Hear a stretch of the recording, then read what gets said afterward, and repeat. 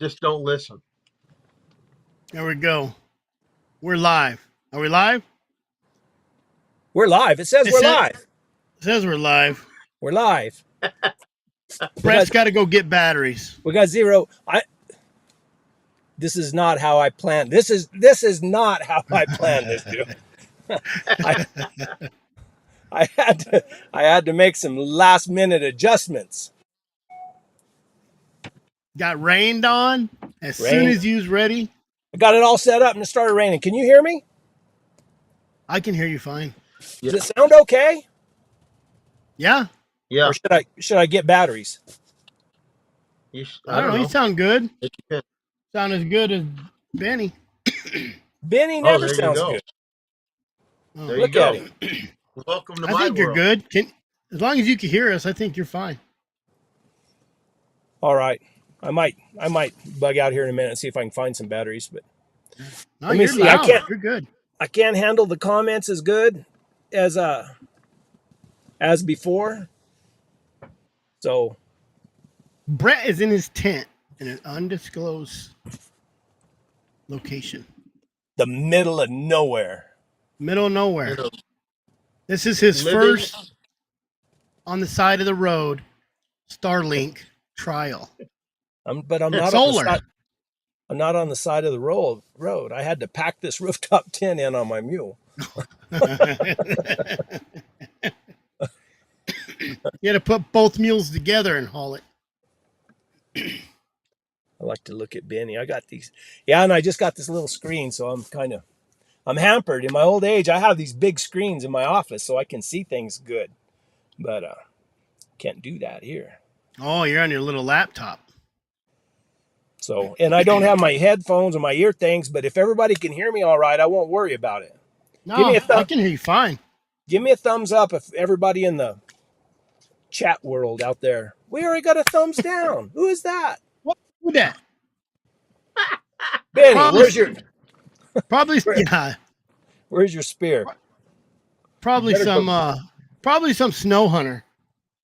Yeah, I bet it was. Or it could be another podcast. Oh, might be a little jealousy. Oh, there's Benny with his spear. Bring a spear. My paper. Within reach. All right. So, Chris, what was your week all about? What did I do? It was Mother's Day. We went roller skating. I think you called me when I was roller skating. Roller skating? I haven't roller skated since I was, 8, 9, 10 years old. But I did not fall. Really? Yeah. I got it. Well, I guess that's good. That's good. We went fishing. I learned that I couldn't roller skate like I used to. How did you used to? Yeah, that's I used to roller skate upright. Oh, oh man, I got to figure out a way to make this more comfortable. We caught some. We went fishing by the house and caught some catfish. And Cody Lynn, my daughter, caught a big old largemouth bass out of the canal. Really? Yeah, we caught 3 good catfish and we ate them. Did you eat the bass? No, we let it go. Not many largemouth in that canal. So I think almost everybody caught a fish. My 2 daughters caught the catfish. Cody Lynn caught one, and my little 5-year-old. So, Ariel caught a little baby one. So, then we went swimming in the canal, in the irrigation ditch. Ooh. Yeah, it's a pool. Is it pretty clear water? Until you get in it and all the mud in the bottom. And Ariel don't like the mud. All my kids don't care. Algae sticking to them, snails, whatever, leeches. Ariel, not so much. She likes some clear pools, I guess. So we just spent time with the family. About it. That sounds like a regular redneck getaway. It was. Well, it was Mother's Day. She wanted to go. The hound trials. I was supposed to go to the hound trials, and they got canceled. We had some prescribed burns over there, but it's happening this weekend. Anybody in Arizona wants to go? What all do they do at those hound trials? I've never been to one of those. It's not bad. It's good for the kids. It's really good for the kids. So, Cool. but that's what I did. If I can adjust this a little bit more. What's good for the kids, the hound trials or the irrigation ditch? Both. Everything. Irrigation ditch, Both. you know, when they swallow all that dirty water. And the water comes from the Colorado. Anyways, so I heard the story on that canal. I used to work for the canal, MSIDD. And they're like a sister company to the CAP, the Central Arizona Project. But a game warden, old Beret was his name. You know, I'd be working my little blue shirt up on the canal fishing, and he'd come up there and try to get me to give him a fishing license. So I said, well, I could call the sheriff because you're trespassing, because it was private property. I didn't need a fishing license in Arizona. So that was my rebel game warden. Better watch it. They'll be Yeah, monitoring your phone, following you I around. know. Those black helicopters. Chris Powell's gonna send someone over too. Yep.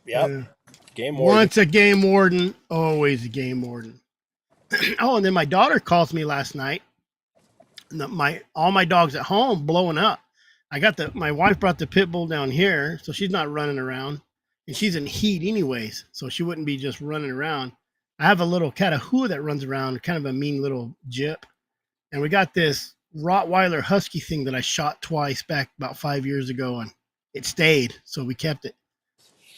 She goes outside, tell dogs shut up, and she hears somebody over in the like behind my house, sort of and she walked. You know, this Cody Lynch, 5 foot tall with the AR-15. So, and they're like, "Oh, we're just looking for somebody." Like, it's dark, no flashlights.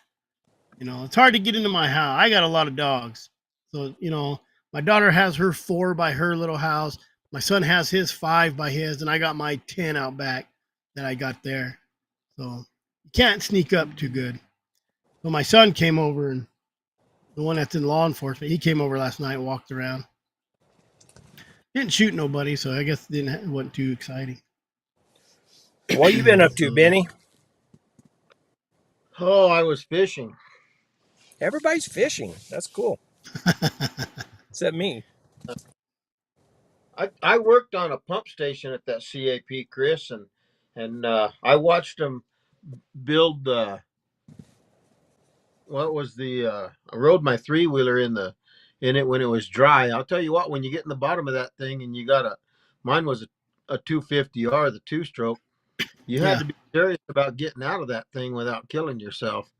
And over by the Lake Pleasant Flumes, where they went underground, they had those big piles, and we were in there skateboarding, and we heard some commotion and saw some lights bouncing off the walls, and we got out of there just in time. Some sand rails and Jeeps came flying out of there. They'd gone through the whole length of it before they had it plugged in on the.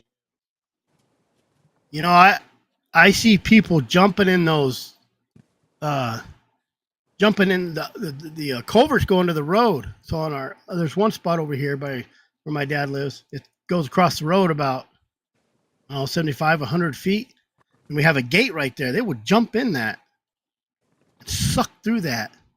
I mean, we're talking about a lot of CFS. I don't know if you guys, it's cubic feet per second, which is like 448 gallons a minute. And you think about I knew 400. I knew what that meant. There. See, look, Brett's caught up on the water stuff. You know, and in water's what, 8.8 pounds, per gallon, and you have 448 cubic, gallons of water, and we're running hundreds of CFS through there. So if there's a rebar or a tire or just anything in those, man, they jump in there, go across that 150 feet, and pop out that other side. Not me. No way. Sounds dangerous. That's stupid. Stupid. But we used to pull a lot of people out of that canal. A lot of them, we pulled a lot of illegals out there too. They try to cross. And we had down from my place when I lived there, where my mom and dad live, we had a big irrigation ditch that went right there in front of the place, and up they had a check, and it was pretty they had a big pool right on the other side of the check, and we had a big old tire, or not, it was a rope really that you could swing out into the pool and play in the water.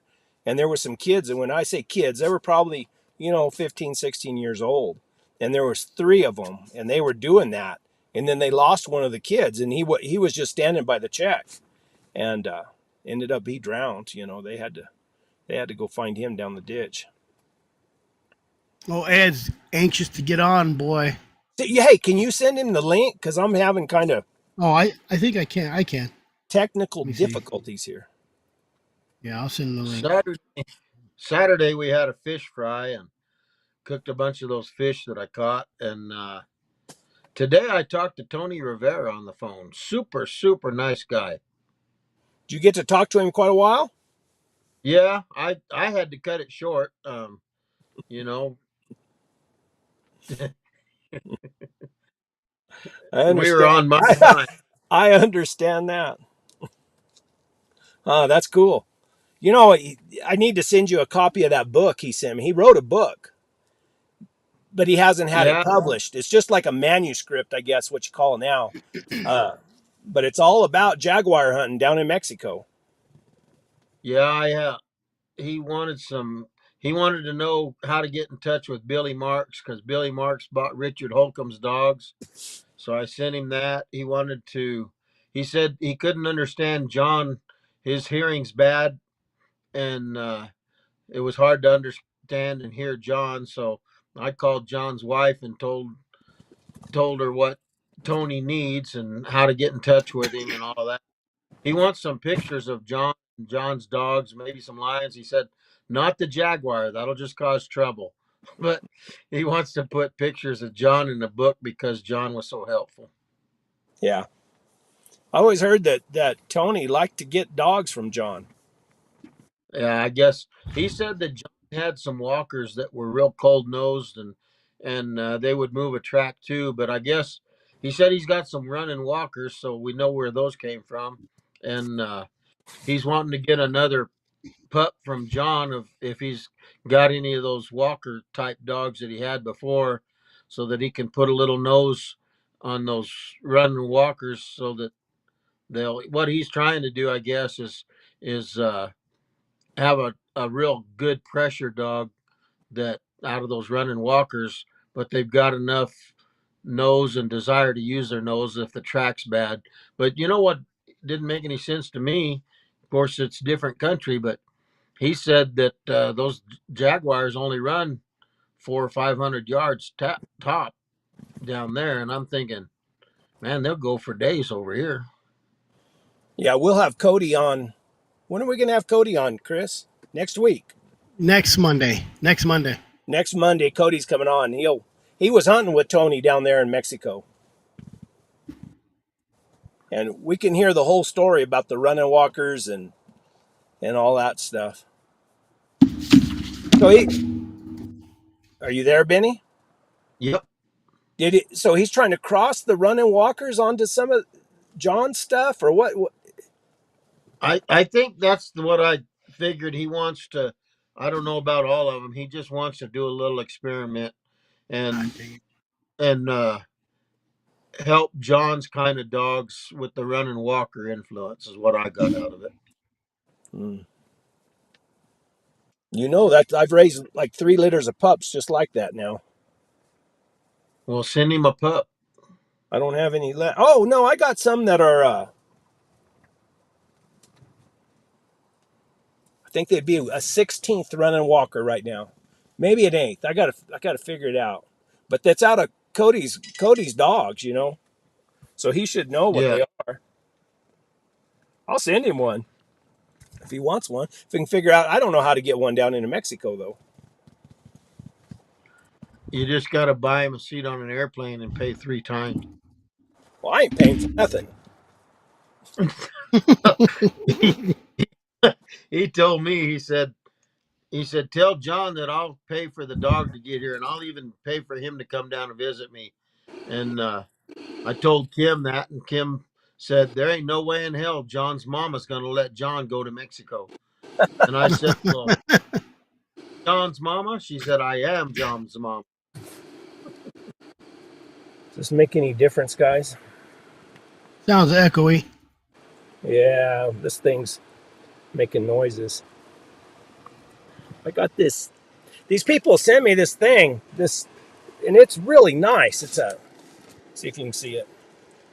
EBL portable power station. They sent it to me last year, right before I had my little sickness, for me to do, like, to use it on my Born 100 Years Too Late channel.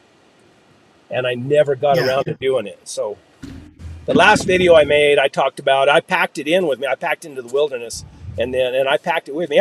I've never had the battery go dead in it. I mean, it's 330 watts. It does a real good job. So anyway, if y'all want one, EBL.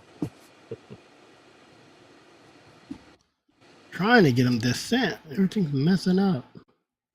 What'd you do this week, Brett? I went into the wilderness for a while.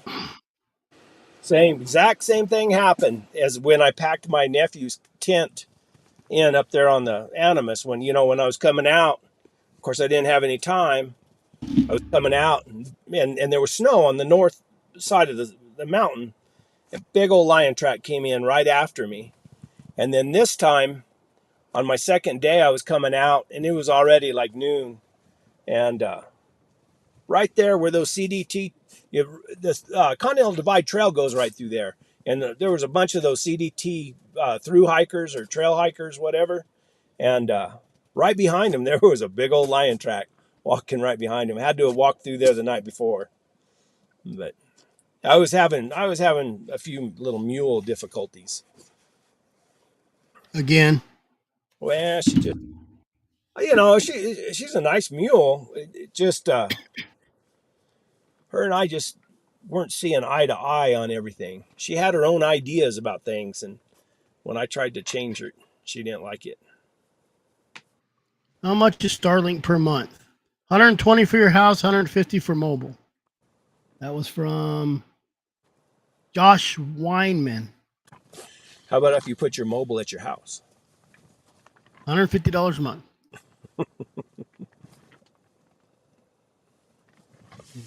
Brett, when something's working, don't fuss with it. That's from Missy. What did I mess up? When something's working, I think you're messing around with stuff. You just don't touch nothing, is what she's saying. Oh, okay, yeah, no, I got like my green screen or something working on here. It is. It's trying to play a palm tree in your beard. Is my beard green? No, but it's trying to use it as one. Maybe. What'd you have for lunch? Rendezvous. Let's talk about the rendezvous. We could talk about the rendezvous it's going to happen. Yeah. Sounds like it's going to happen August 24th. Oh, let me see if I can share that deal. So August 24th, steak dinner. We talked about the whole, me and Brett, we're all fussing about $10 per car, but we don't have to clean up. They do, and it's worth it. Can everybody see that? Yep. First annual Hound Hunters Rendezvous.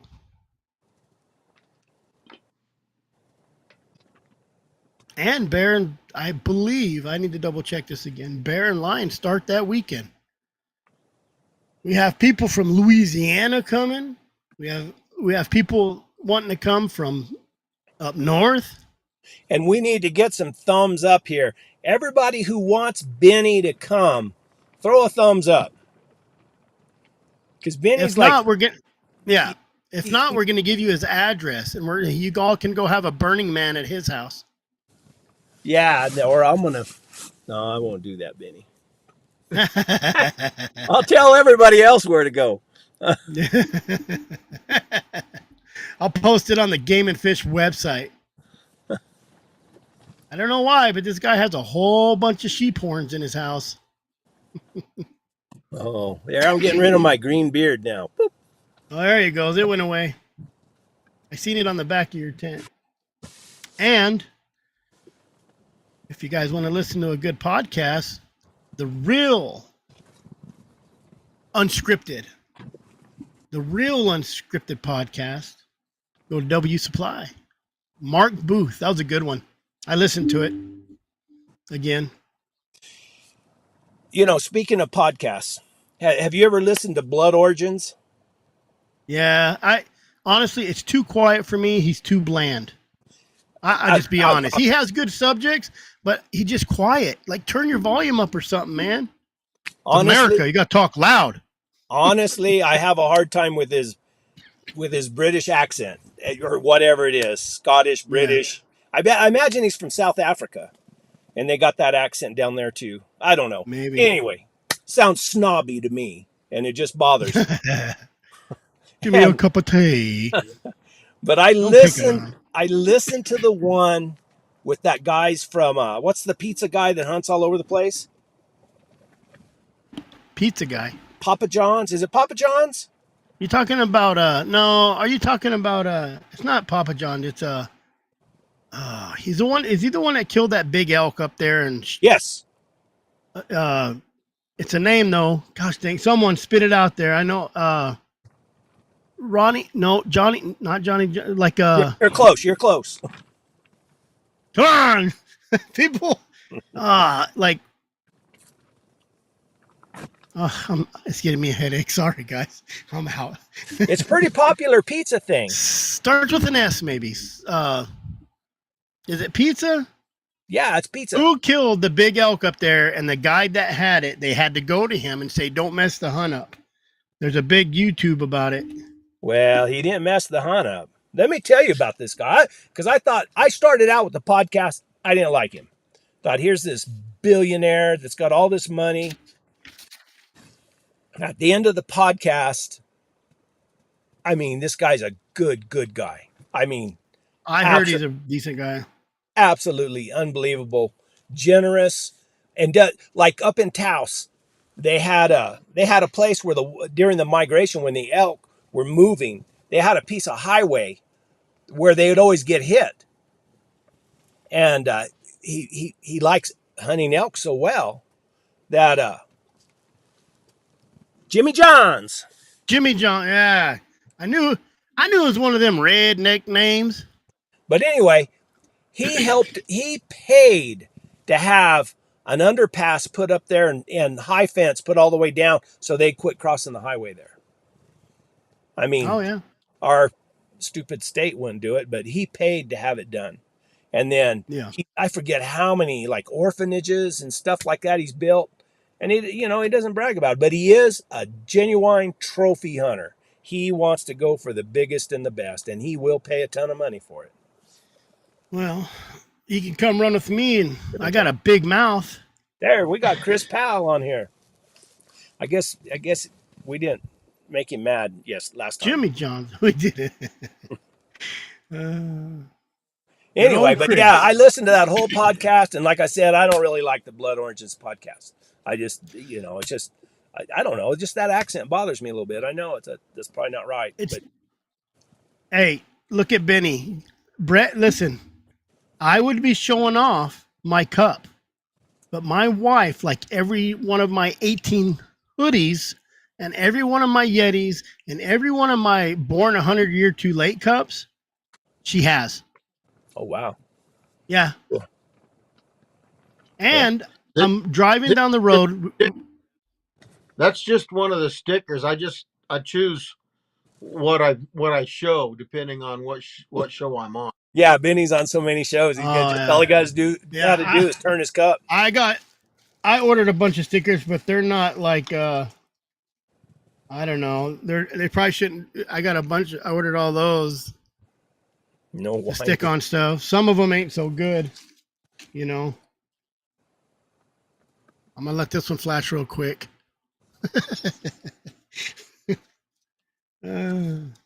Where's Ed? Where's Ed? Where is Ed? I sent him a link, Ed. Let me see if I sent him a link. Let me make sure it went through Messenger. Not seeing it. Him and Chris Powell are partners. Tell Chris to give him a call. Let me see it. Let me send it on this.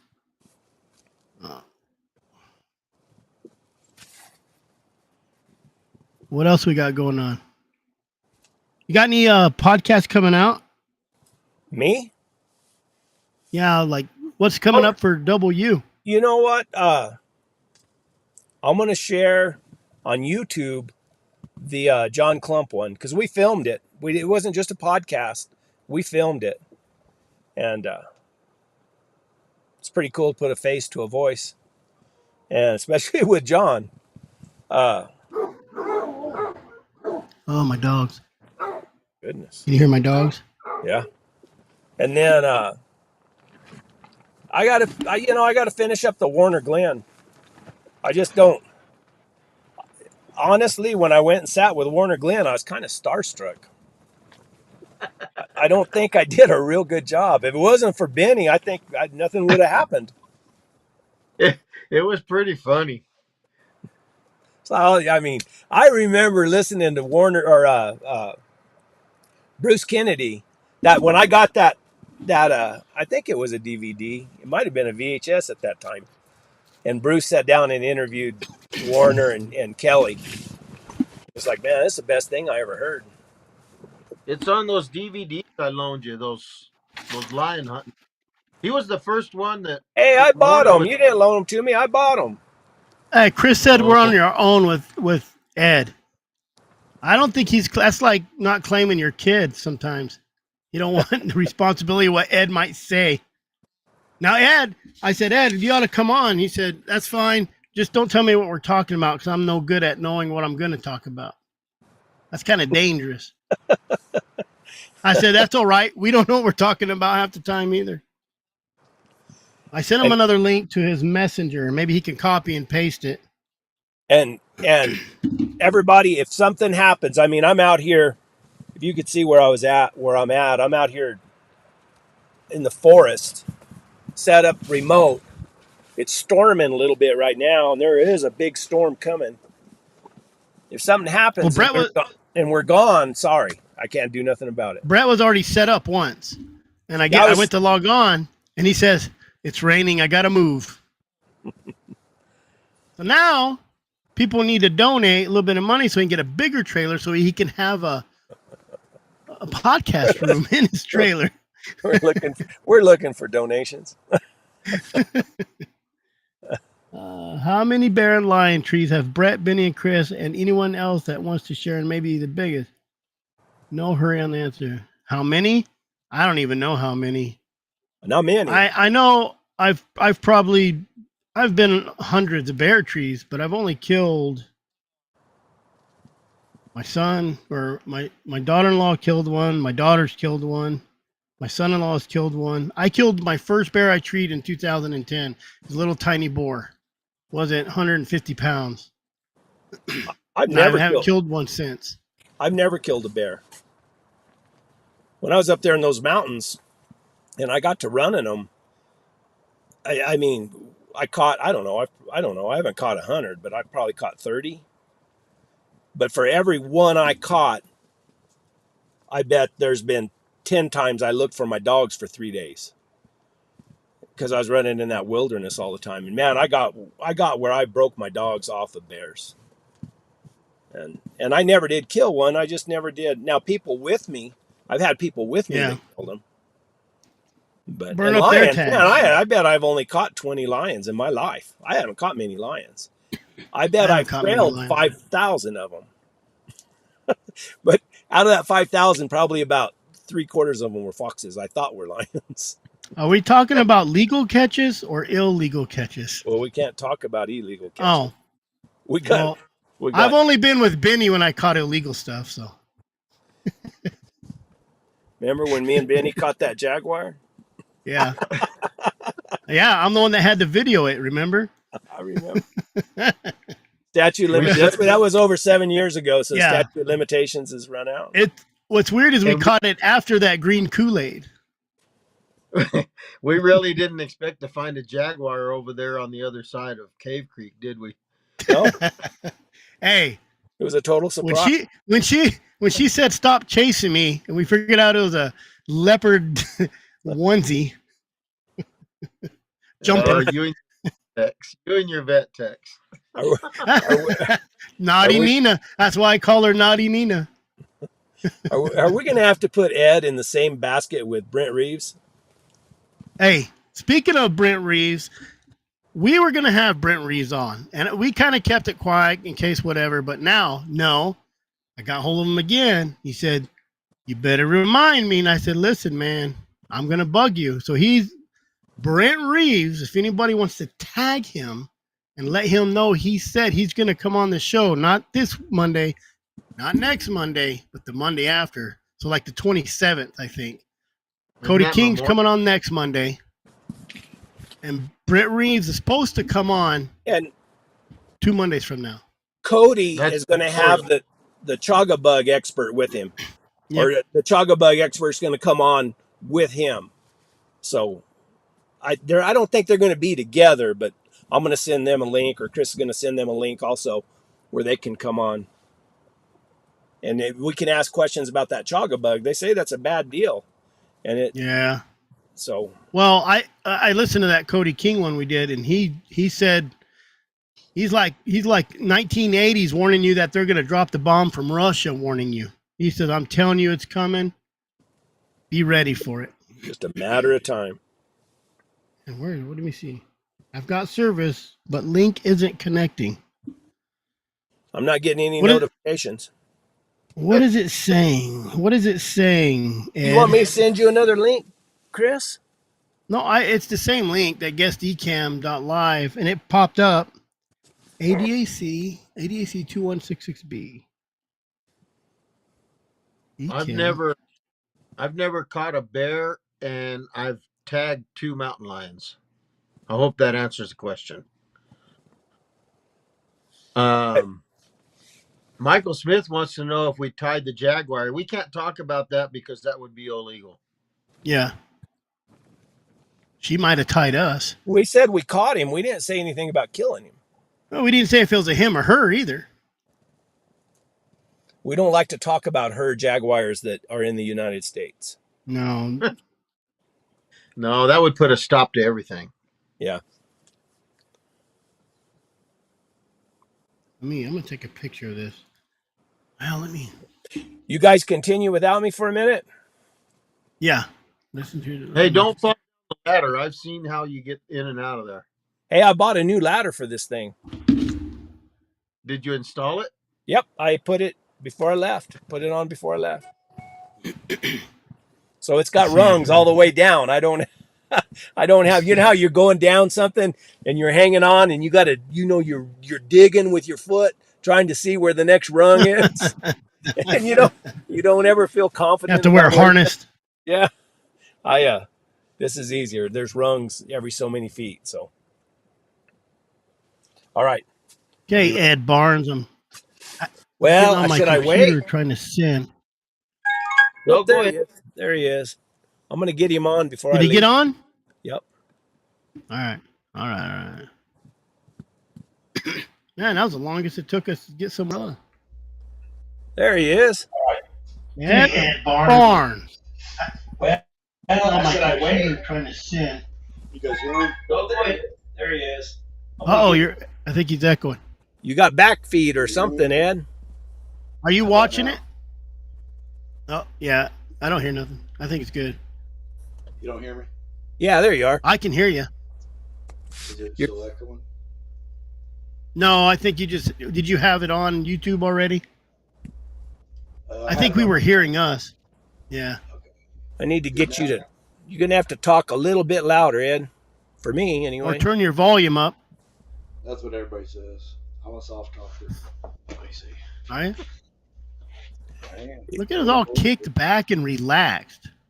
He's a soft talker. That's like Warner Glenn. Better now. Let me see. A little bit. Better? We'll just tell people what we think you said if we don't hear you. There you go. That'll be just as good. No, it's quiet. It's quiet. Let me see. Yeah, let me see if Brett can turn it up. No, I can't. It's all the way up. Still soft? I can hear you. It's just kind of not real loud. Is there a volume on your mic? Hold on. Now try it, Ed. How about now? Nope. Better? Better? Getting better. Hang on. Getting better. Talk again. Better now? Better than it was. How about now? Can you hear me now? There you are. I can hear you guys good. Man, it's just not coming through loud. Really? I got it up all the way too. Hey, Ed, do you have your right mic on? Because when you sit down, it gets quiet. Like your mic on your computer's working, not the mic on your headphones. Go ahead and work on it. I'll be right back. All right. Me and Benny will just talk about Brett. You know what I wish? I wish that if he biffs it and falls down off of that rooftop tent, that there'd be somebody there to film whether or not he comes out of his boot. Hey, Oh, How about now? you can hear us. I mean, go ahead, talk. I'm not wearing boots. Oh, I'm wearing Crocs. what you got now, Ed? How about now? I feel like it's. Are you on a laptop? No, I'm on a desktop computer. Go to your settings on this. It might be picking up your microphone on the laptop. So if you go to settings, you'll say audio and see if it shows your computer or if it shows your headset. When you get close like that, it gets louder, like it's using the microphone on your laptop.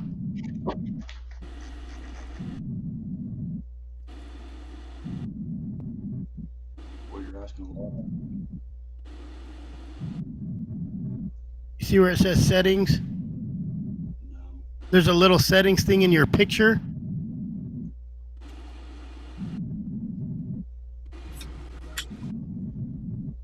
Little, In the like picture a little cog or whatever. inside you're talking about on the screen right here? Yeah. So if you're on a laptop, you see your picture in the bottom. Yeah. There's a little cog thing right there, a little gear. I'm not seeing that. It should be in like the little picture of you, not the one on the screen, the one below the screen. Might be different on yours. That's just what mine looks like.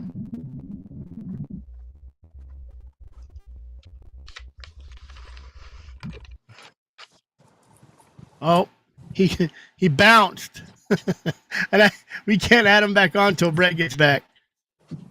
It's just us, Benny, us and Brett's bedroll. Talking about bounced. He's messing with those settings, and sometimes they get a little bit weird. I think his microphone's picking. Anyways, 84 people in here, and we're talking about microphones. So, but I did listen to that Mark Booth podcast. It's pretty good. We got talking about coyotes in the end, and Brett's coyote lion catching story. I went out Tuesday, did a little ride.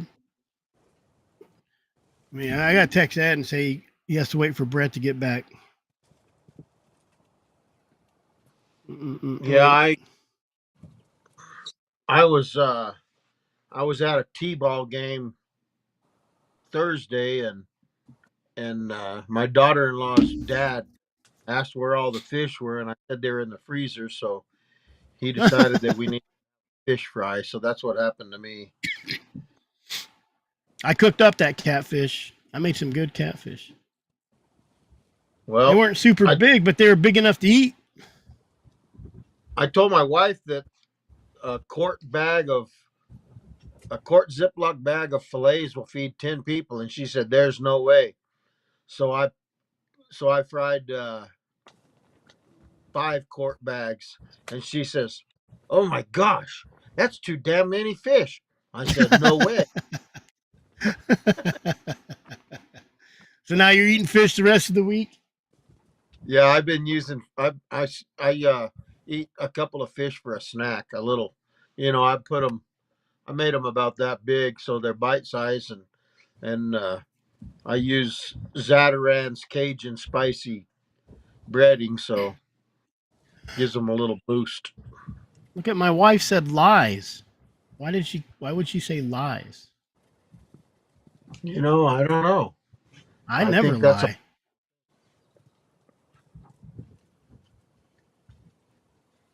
Anyways, we're trying to get Ed Barnes on. He was having microphone stuff. Ed got kicked off. Brett's probably forgot what he's doing out there and got lost. he probably fell down and hit his head and knocked a shoe off. Yeah. Well, he did have a shoe in his hand when he left. There he is. You got to add Ed again.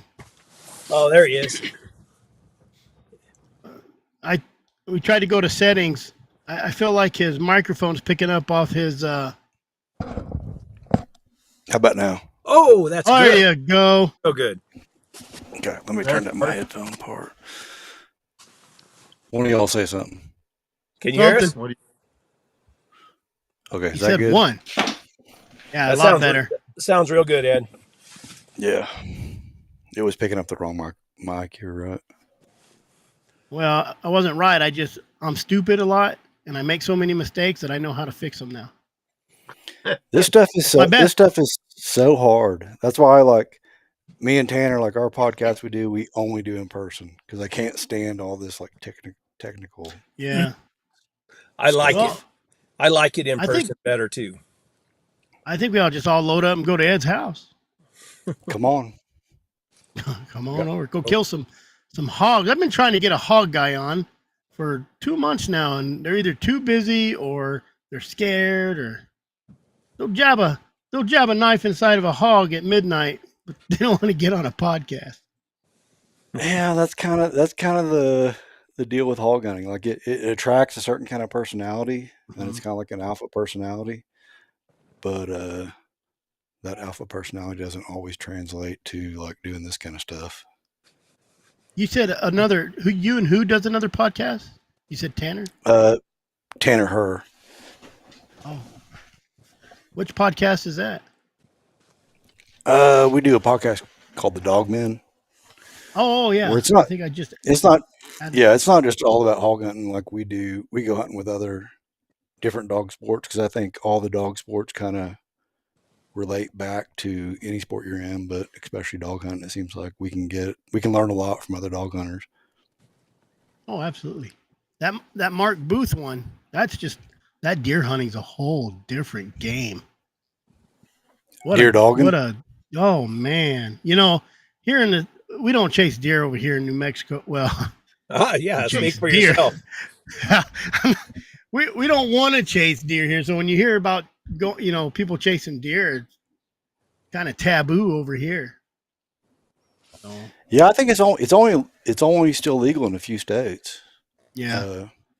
Arkansas, they do it in part of the state, the southern half, and I know they do it. I don't know. I'm pretty sure it's Alabama. They dog hunt. Louisiana just they lost a bunch of theirs, but I mean it's going out. In 5 years it'll be a thing of the past everywhere. They're working on it. You're in Oklahoma, right? Yeah. Yeah. How's the politics over there for antis? I mean, we're pretty good. I mean, we're a super conservative state, probably one of the most conservative states in the union. I'm the vice president of the Oklahoma Dog Hunter Association, and the last 3 years, the only thing we've had to fight is a tether bill. Oh. So, I mean, we're pretty lucky. I mean, we're a really conservative state, but we still, squabble with our wildlife department. Yeah. Why don't you tell us how you got started and all the dogs? How old? Who got you into it? I mean, the first dogs I had were rabbit dogs. My grandpa always had beagles, and that's kind of what sparked my interest, and I started running beagles. And after I was running beagles for a couple of years, I ran into some hog hunters. They took me hog hunting, and from that point forward, like I knew that was my deal. Like ditched the beagles and went straight hog dogs. What? So you didn't run bear, lion at all, or? No, I mean here in Oklahoma we don't have. I mean we got lion, but not enough to run them with dogs. And kind of the same thing with bears. Our bear population has been increasing. We have a bear gun season. I think going back about 3 years here in Oklahoma. Hmm. It's a quota. It's a quota season. It's filled the first morning, and I think Mike Dillard used to go back there in Oklahoma and run bears. Of course, he ran bears all over the country. He'd go anywhere. there's been a pretty decent bear population in southeastern Oklahoma for a number of years, and there's a fair number of guys who run them with dogs. It's not legal, but they do. But the population has been increasing. Like we get them, we've been getting them on our game camera. I'm in the northeast corner of Oklahoma, and we're more steadily getting bear on our game cameras.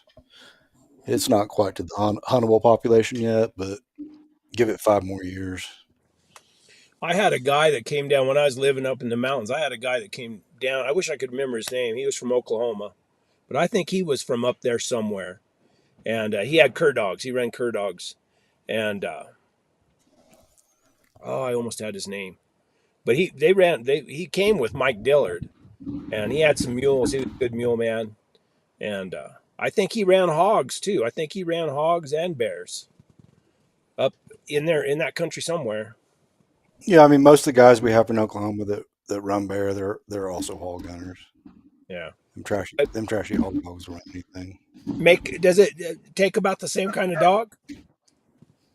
Well, man, I'm no expert, but I mean, they say most dogs that'll run a hog will also run a bear. Yeah. They might not have the tree power, but they'll run one. Yeah. Do you run catch dogs too? Yeah, I mean, we hunt kind of in the old style. We don't run rough hog dogs. Everybody thinks hog dogs are these vicious, mean killers, but we run straight bay dogs at bay, and then our dogs generally, for the most part, they're not going to grab a hog, so we have to use a catch dog. So we kind of do that on. You run a bulldog or something like that? Yeah, we run bulldogs for catch. You know, I had back years ago when I was running those sight hounds. David Heiss got me he was a big old yellow dog, long-haired stag dog, had a lot of distance, could go catch a coyote, had a bad eye, but he was an ear dog. I mean, when he ran up on a coyote, he would grab it by the ear, and they got him to breed him because they wanted that trait in their hog dogs. Does that sound about right? Yeah, I mean, typically people want an ear dog. I mean, there's a few people out there that want a snout dog, which a snout dog can. If a dog catches on the snout, he can control a pig better than an ear dog. But the problem is that they break snouts, so those pigs are, even if you kick them back loose, they're dead. So we kind of hunt in a more kind of historic, kind of traditional mindset, where we turn a lot of pigs loose. Oh, really? Cut boar hogs, mark hogs, and the ear dog.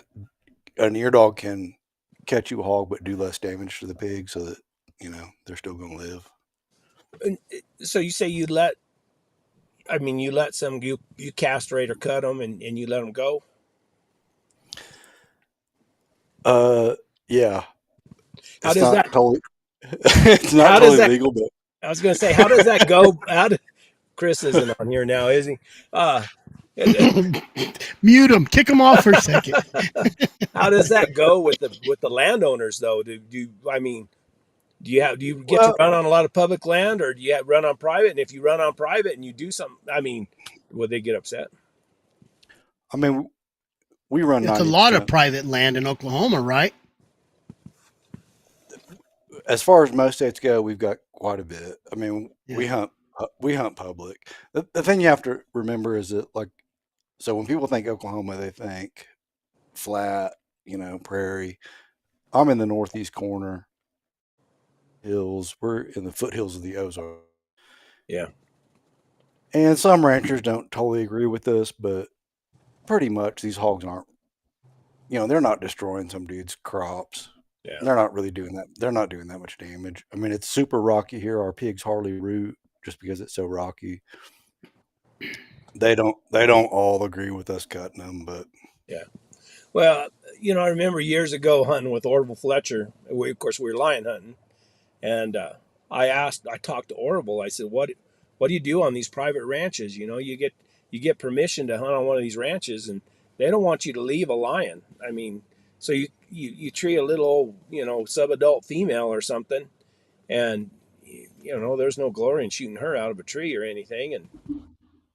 But if the rancher finds out you left one, you lose your permission."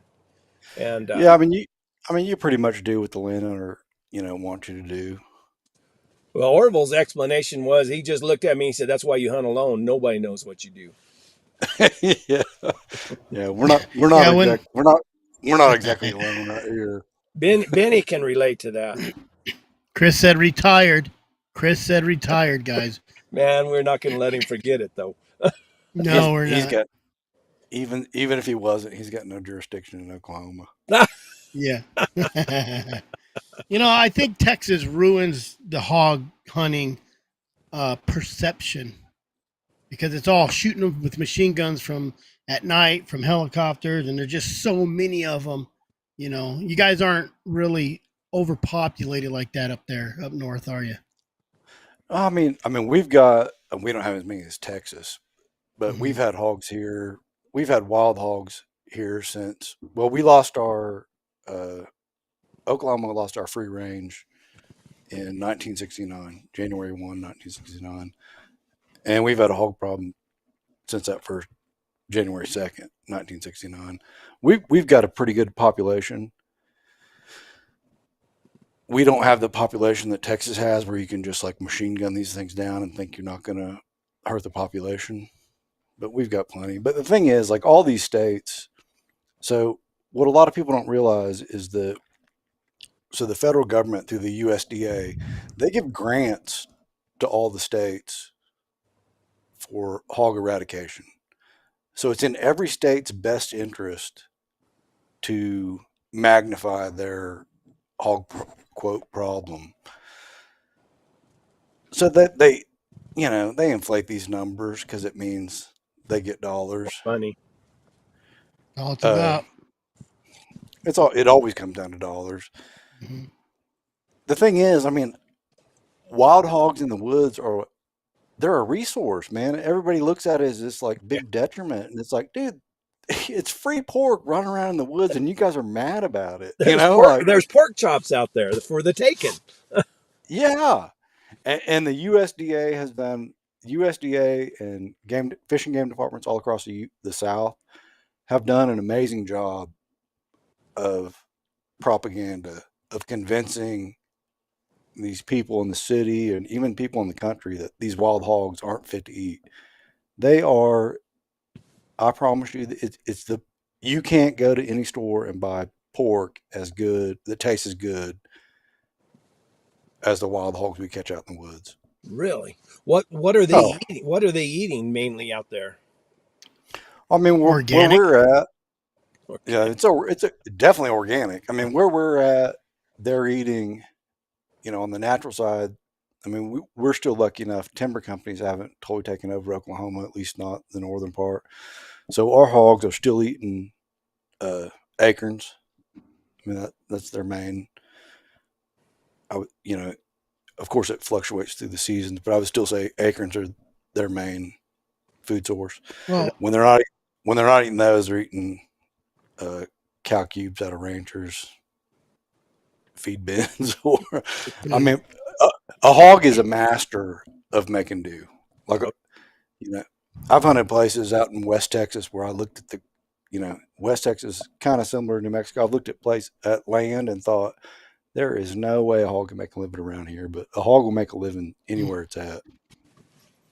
well, for the people who speak English, what he meant was acorns. Acorns. Not acorns. What did I say? Acorns. That's the whole Clay Newcomb argument. Acorns. Arizona, it's acorns.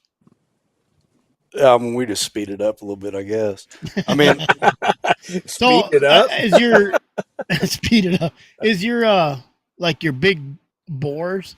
Do they got that musky kind of Oh yeah, like if yeah. yeah. So you try to just stick with the females, or when you're killing? Well, if you're cutting them, then he's getting those barrels too. I guess I call them a barrel. Yeah, I mean, and that's the main reason why you cut boar hogs is because you take a big stinky boar hog, and you can cook them. Like it takes a Yeah. lot more work, and I've eat a bunch of boar hogs that nobody could tell they were boar hogs, but it takes a lot of work. But when you cut a boar, turn him into a bar, Mm. you reduce his range.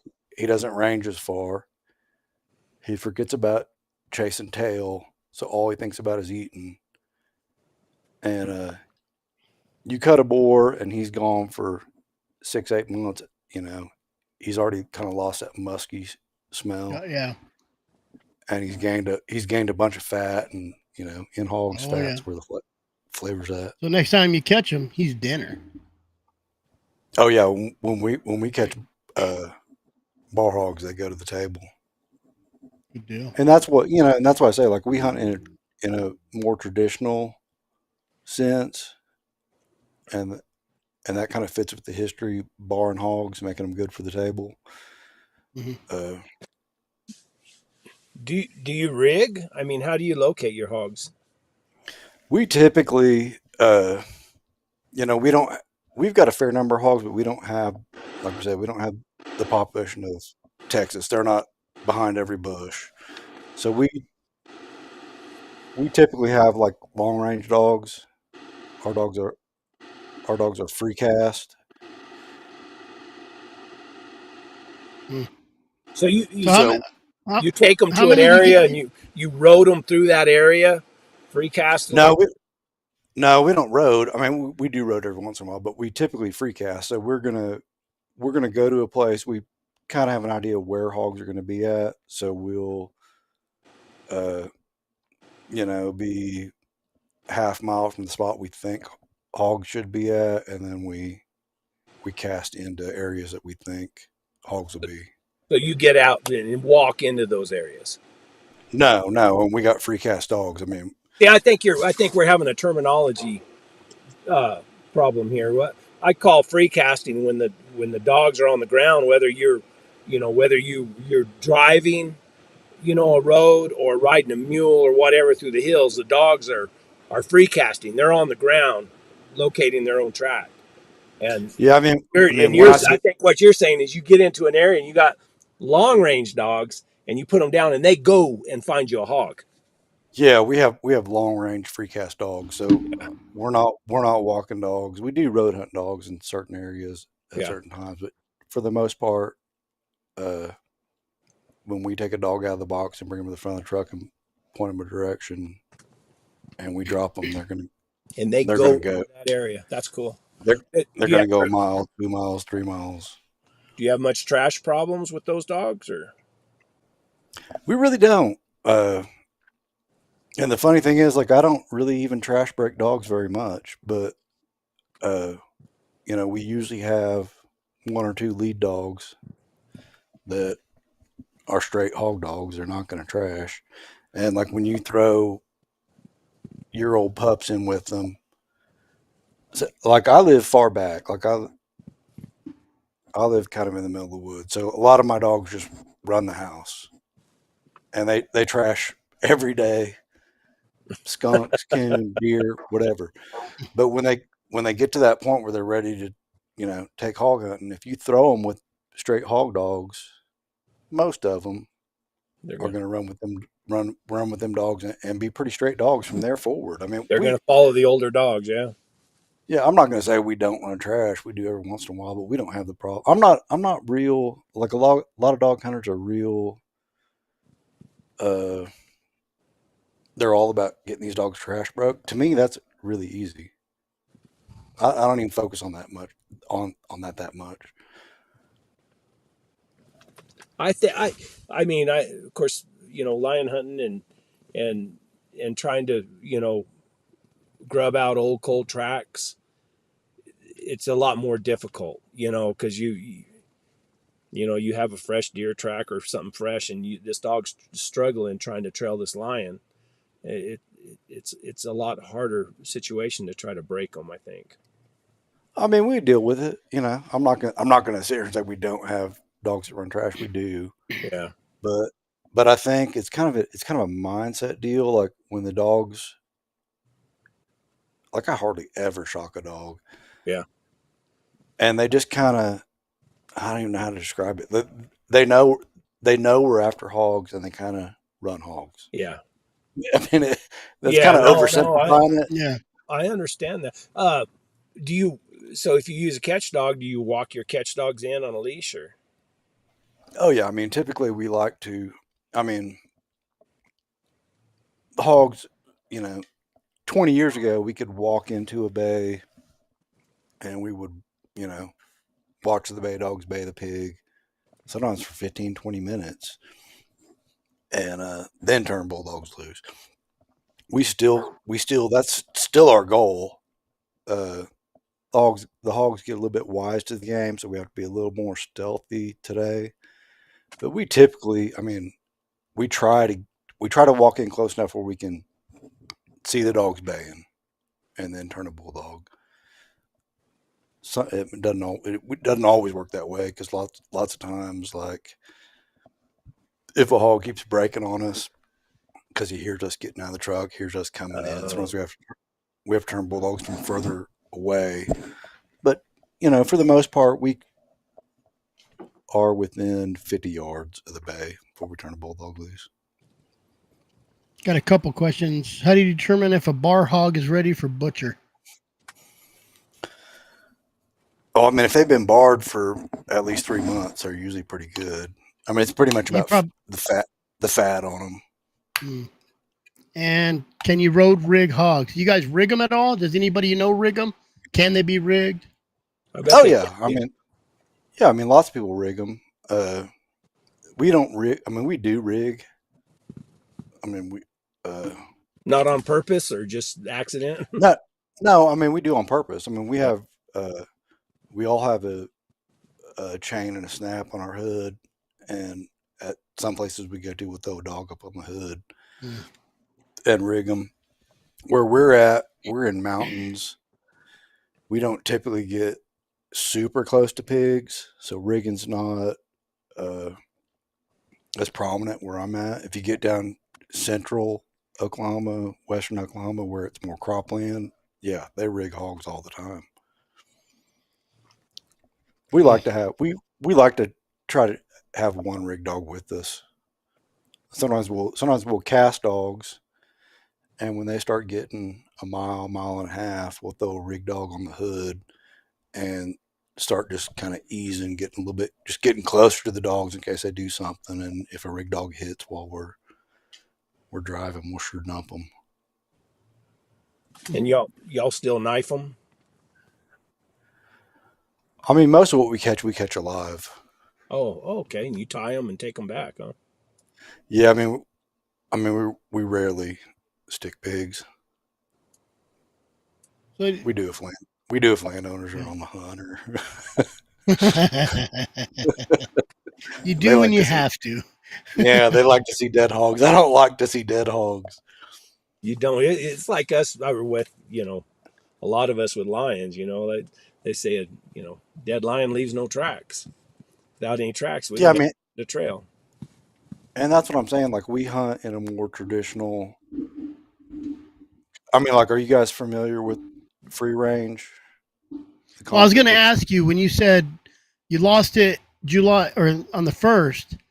What did that do for hogs? When like Arizona, we have free range, but I'm assuming livestock, right? Like yeah, cattle. yeah. I mean, until January 1st of 1969, Oklahoma was a free range state.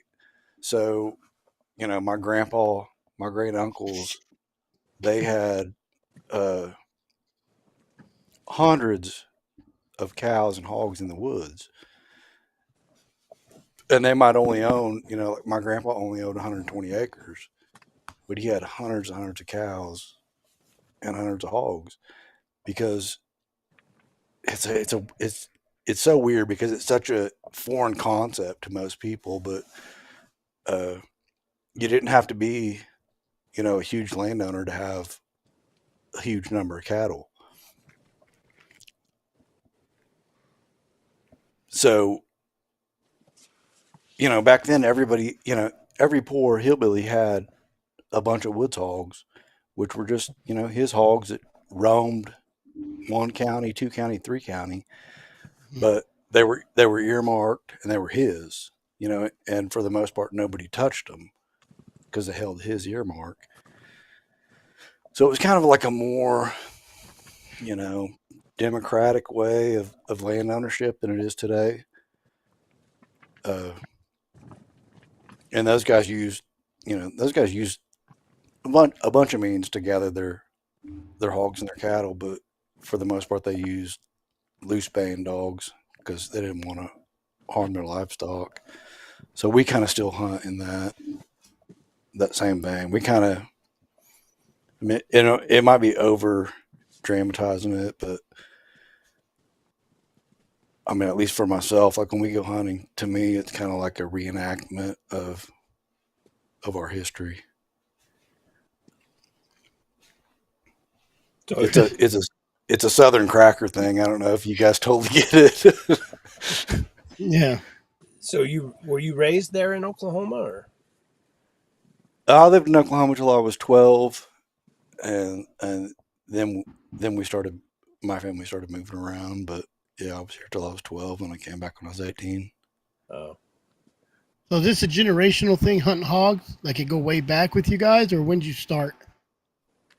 I mean, I started hunting hogs about 1998 or 99, but yeah, I mean, like I say, I mean, my grandfather and all my great uncles, they all see hog hunting comes from. That's what I'm getting at. The origins of hog hunting are really from the days of free range. It's really Mhm. about livestock, cattle. gathering your Uh, own livestock back up. yeah, I mean, it really wasn't hunting back then per Mhm. se. I mean, it's obviously changed from then until now, but uh, really the roots of hog hunting go back to free range and livestock. So it's like going out and gathering your own cattle or gathering your hogs. You just, I mean, did they mark them as to whose was whose or anything like that? Or Earmark. Oh yeah, I mean, before the ranch was closed, all the earmarks were cataloged at the courthouse. I mean, and we still mark hogs, and a couple guys around us still mark hogs, and we still abide by the rules. I mean, if we bay a hog that has another dude's mark, we're not going to kill that pig. I don't even if it's a 360-pound bar hog. If we get him bayed up and caught, and we're tying him, and we see somebody else's earmark, even though he'd be great for the table, he has to be turned loose because, that's in good. my eyes, he doesn't belong to me. He belongs to that dude who put the mark in his ear. Do you ever have trouble with other people not abiding by the rules? Oh yeah, yeah. I mean, totally. I mean, uh, here by the house, we don't have that many hog hunters. We're not like Texas or South Arkansas where there's, you know, just tons of them. So, there's a couple guys around the house that hog hunt. Most of them kind of in the same mindset that we are, so they kind of abide by the same rules. Pretty That's cool. actually pretty cool. Yeah, it It's is. really cool. I mean, and that's what I You say. know, Like to me, like I mean, I hog hunt because I like it. But a big part of the reason why I like it is because of that history, that old history that comes with it.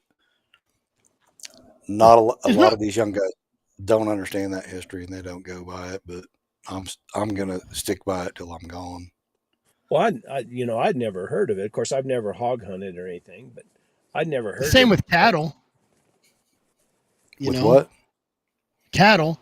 How many times Oh yeah, I've been out and they're like, "Yeah, I'm missing, two heifers and a, well, the brand." And he'll tell you, "Oh, it has an ear tag, 71 and 92." So when you're out there bear hunting, driving all the roads, rigging, there's a lot of times I'll bump back in them ranchers and say, "Hey, they're over there." yeah, oh, yeah, I guess it's really no different. It's kind of cool because that guy knows your mark, and you bump into him at the store. He's like, "Yeah, man, I caught your pig over here, way over here." I wonder what those pigs travel. Do they got a big range, or they stick primarily to a little area? They have a pretty big range. Oklahoma and Texas has done it where the wildlife department tagged boar hogs, and I don't remember exactly. I'm not good at that kind of stuff, but I mean, you take an intact boar hog. I think his range was somewhere around 12-mile circumference.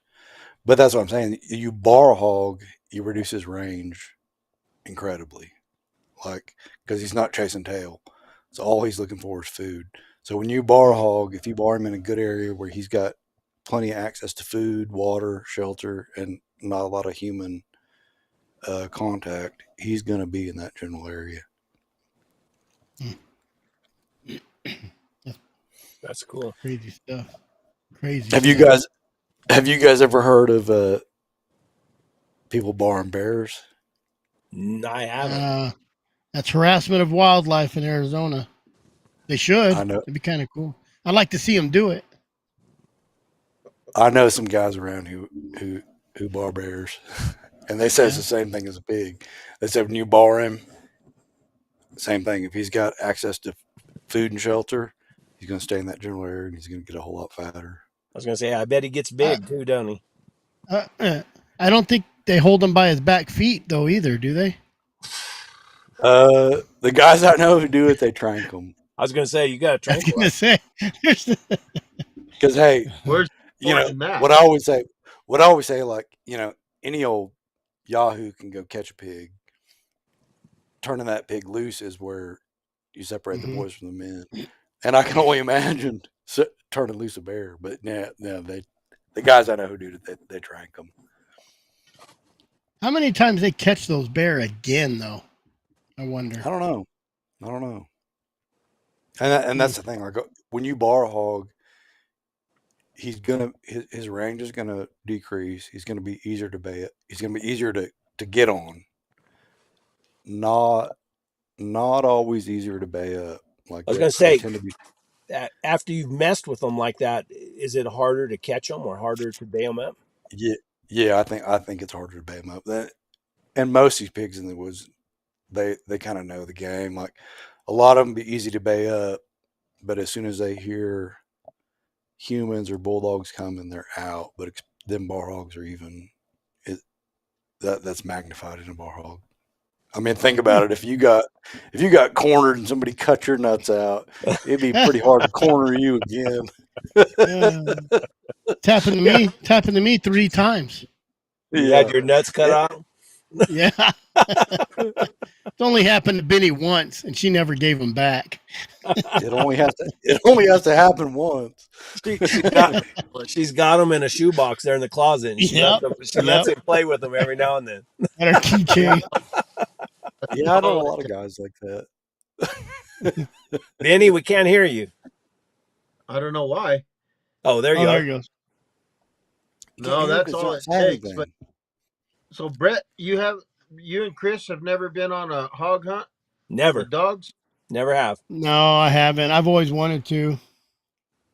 Man, I'll tell you what, it's a lot of fun. Where'd you do it at, Benny? I went with David Heifs. Oh, wow. And talking about throw that in our face. David was one of those that he always wanted to leave some seed, so I turned my head the other direction when he turned one of those loose. But he turned that hog loose. It was a boar, and we had him before. Well, it was Memorial Day all these years ago. My oldest son was a teenager. That's why we went. He wanted to go, and before 6:00 in the morning on that Monday, we had 2 live boars tied up, and David turned one of them loose, and I'll guarantee you, we all looked for shelter. Oh yeah, they don't. You never know. Like lots of times, I mean, I'd say at least 60% of the time, they're going to run the other way. But 40% of the time, they will turn on you, and they're pissed. They want to fight you. I bet. I think the best thing I ever saw cutting a pig we was down on Red Fork River, and we cut a boar hog right there on the river, and I tossed his nuts over onto a sandbar, and then I've got him legged, and then before you turn one loose, you have an escape route. So I had an escape route, had a tree close by to climb up. So I turned him loose, and I shot up this tree, and this boar hog spun around, and he wolfed around the base of the tree for a minute, and then he ran over to that sandbar. A lot of people ain't gonna believe me. He ate his own nuts. No, you might have took them, but you ain't getting them. Yeah. And then he walked off. I was like, dude, that's a tough dude right there. That gives me a stomach ache just thinking about him eating them. Oh man, he wolfed him down. that's crazy. Oh, that's funny. Dominance thing, I guess. When you kill a pig to eat it, do you butcher it just like regular butchering a hog? Yeah, I mean they're hogs. I mean, and that's the thing. The wildlife department has all these regulations on wild hogs. Blah blah blah. There's not a scientist in the world can pull DNA on a pig and tell you if it's wild or not. A hog is a hog. Yeah. Isn't it after a few generations that they start becoming more wild looking and whatever? Yeah, I mean they say a hog is the fastest evolving animal on the planet. Yeah. So you can turn a straight hamp hog loose in the woods, and he will start getting longer hair, growing tusk, his snout getting longer. He'll start reverting to wild traits super fast, and that goes kind of back to like the free range days. So in the free range days, they were aware of this. So what they would do was, every spring they would round their hogs every spring and every fall. So in the spring, when you round your hogs, you cut all the boars, and then typically what the old timers would do was they would bring in a domesticated hog, an uncut boar hog, and they would turn him in with that wild sounder, and then he would breed the sows because they were keeping them, and that kept the pigs more tame instead of them just going totally wild. Well, like in Oklahoma in '69 when we lost our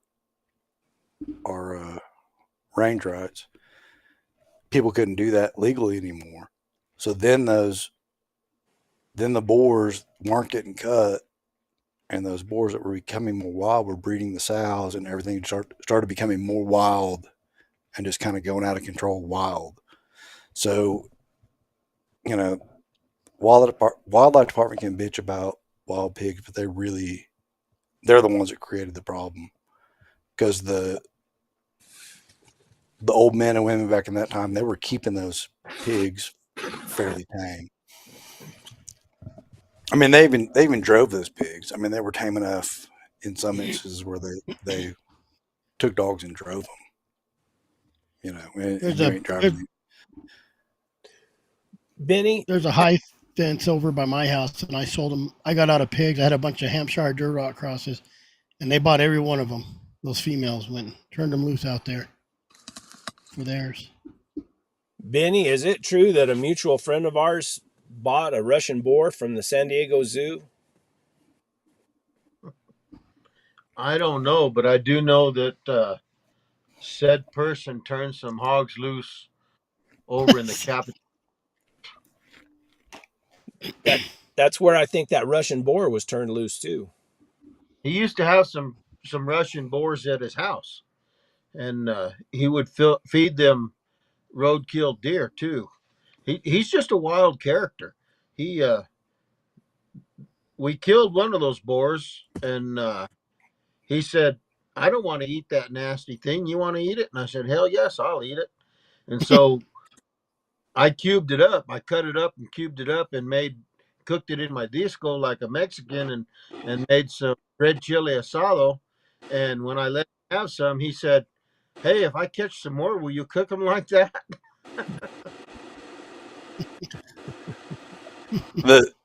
The San Diego Zoo sent a lot of wild pigs all across the United States. Like, they are responsible for a lot of the wild hogs So that Really? in the South. so would that Russian boar influence have a lot? I mean, would you see it in your hogs or anything? Or Oh yeah. Yeah.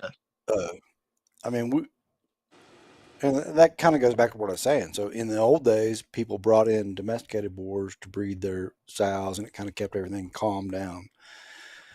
When they closed the range, you couldn't do that, legally anymore. People still did, but not on the scale that they used to. And then, at least, I mean, right here by the house, I mean, we started getting high fence game ranches, and they were bringing in pure Russian stock. And I don't care what you do, you cannot build a fence that will hold them things. Well, they started breeding what we call our woods hogs. So, I mean, yeah, I mean, we've noticed over the last 25 years or whatever that our hogs are becoming closer to Russian pigs. Part of it's just due to, I mean, hogs getting wild, and part of it's due to uh, introduction mm-hmm. of those pure Russian pigs, You and can that's a really total. see you can really see the Russian influence on the little piglets when the Russian influence will have striped piglets. Yeah, I mean, pretty much all of ours have striped. I mean, we've got enough Russian influence. I mean, pretty much everywhere.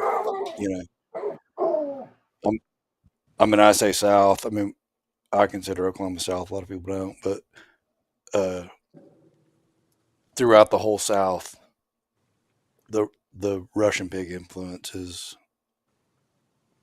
I mean, it's totally noticeable.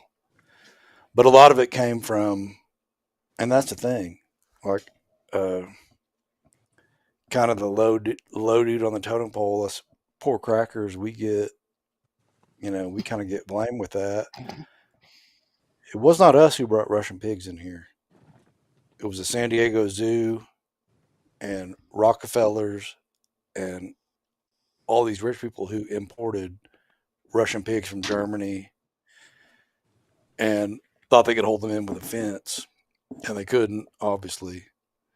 But what the was their brunt of what did they bring them in for? I mean, just to hunt they or brought, yeah, they brought them in. They brought them in because in Europe, uh, hunting wild boar was a thing of nobility. oh. So they brought them in for these, so that these super rich dudes could hunt a quote wild boar and feel like a man. Uh, but yeah, I mean, the hog problem lies at those people's feet, not, you know, I've studied this and researched this for a number of years, and I never found one example of some poor hillbilly importing Russian pigs from Germany. You know, it was all the upper crust people that did it, but they want to blame it on me. I didn't have nothing to do with it. Well, how the zoo? What happened with the zoo? Did they get too many, or were they breeding them to The San, sell? yeah, I mean, I don't exactly know, but the San Diego Zoo was breeding them. I mean, they're pigs; they breed like crazy, Yeah. and they probably just really. I mean, I don't like I said, I don't totally know, but they probably just really didn't know what they were doing, and ended up with too many. And then they realized that they could sell these things. But the San Diego Zoo sold a bunch of wild pigs all across. I'm not even going to say the southern United States because they sold them in Pennsylvania, New York. They sold them all through the East Coast. The thing with these high fence ranches is there's always somebody that will cut that fence. Oh, Always. I got some friends who cut that fence. There's always somebody. Hey, even this little one up there where I live, someone cut that fence, and a lot of those hogs got out. One of my buddies shot like 8 or 9 of them out of his yard. And I guess the guy who owned it come over and said, "Those are mine. You shot my pigs." And he said, "Okay, those are yours. Then you owe me for damages these pigs caused." And all of a sudden, they weren't his pigs no more. I mean, it's a totally different game. Like, so probably like 2004, 2005, a friend of mine here by the house, and we got a high fence ranch that was bringing in, sure enough, pure Russian boars, probably 4 miles as a crow flies. Well, this, I've been catching pigs. Wasn't no big deal. This friend of mine called me. He had domesticated hogs in his pen. He said, "Man, Ed, you got to come over here." He said, "Every night about sundown, this Russian boar hog is coming in to my sows in the pen because they're in heat." He said, "You need to come over here and catch him." I thought nothing of it. I was a novice. I'd caught a bunch of hogs. I go over there. Sure enough, this boar hog come in, and my dogs got on him. And I'm telling you, this son of a gun wrecked my dogs. Like, I mean, wrecked them. Like, killed. I had 4 dogs. I brought 4 dogs. He killed 2 of them on the spot. Jeez. One of them died the next day when I got home, or later that night. We didn't catch him, and I kind of tucked my tail because the dude was kind of razzing me because this pig had just like wrecked me. I said, "I'll come back tomorrow night." And I come back with every dog I had. We finally got him. We got him killed that next night. But I'm telling you, did he put a hurting on me? How big was he? He wasn't all that big. I'd say he was probably 240, 230, 240. Just But I mean, wicked fast. Wicked. I mean, he would stand. I mean, most of these hogs I've been catching in the woods, they'd fight a dog. They didn't fight a dog like this dude did. I mean, he stood there and fought him. I mean, he was throwing dogs, and they were just hitting the ground all because he was blood spurting everywhere. I said, "Oh my goodness!" I was just trying to catch my dogs. But he was a true Russian pig. I'm not gonna say 100% blood because nothing's 100%, but he was darn close to it. He was 98%. 98. We'll go with 98. But he was a totally different beast than, like I say, woods hogs. These woods hogs we've been catching, it was a different thing. And that's the thing. Do you think he was like a fresh released one, or just one that never been caught? He had probably, I don't know. I was going to say he had probably never seen dogs. He might have seen dogs. The thing is, the pigs will kind of get wise if they see dogs. The thing you have to remember is, at least, where we're at in the United States, these pigs are not afraid of anything. They're alpha predators. Like, nothing's getting them. So they kind of have this mindset that nothing can touch them. And I say, other than a bear, they're the only thing in our part of the woods that has zero fear of you. Like, and I'm not an expert bear hunter by any means, but just from what I've seen and what I've kind of read and studied, most bears are not going to attack a human. Just in a situation where there's a human there, they're not going to attack you. A boar hog will attack you. He has zero fear. Like, he's an alpha predator and he knows it. Do those hogs, do they kill fawns? That's kind of, I kind of think that, I say no.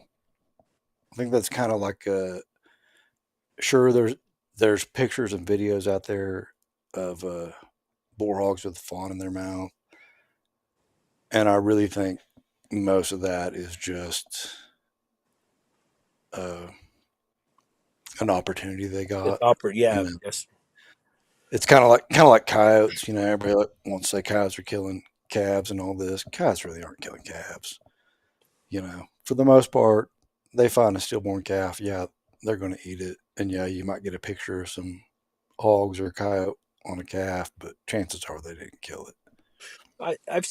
I've seen coyotes where they'll catch a cow calving and they'll eat the calf Yeah, coming out. You know, yeah. I mean, catch them in, like I say, catch them in an opportunity.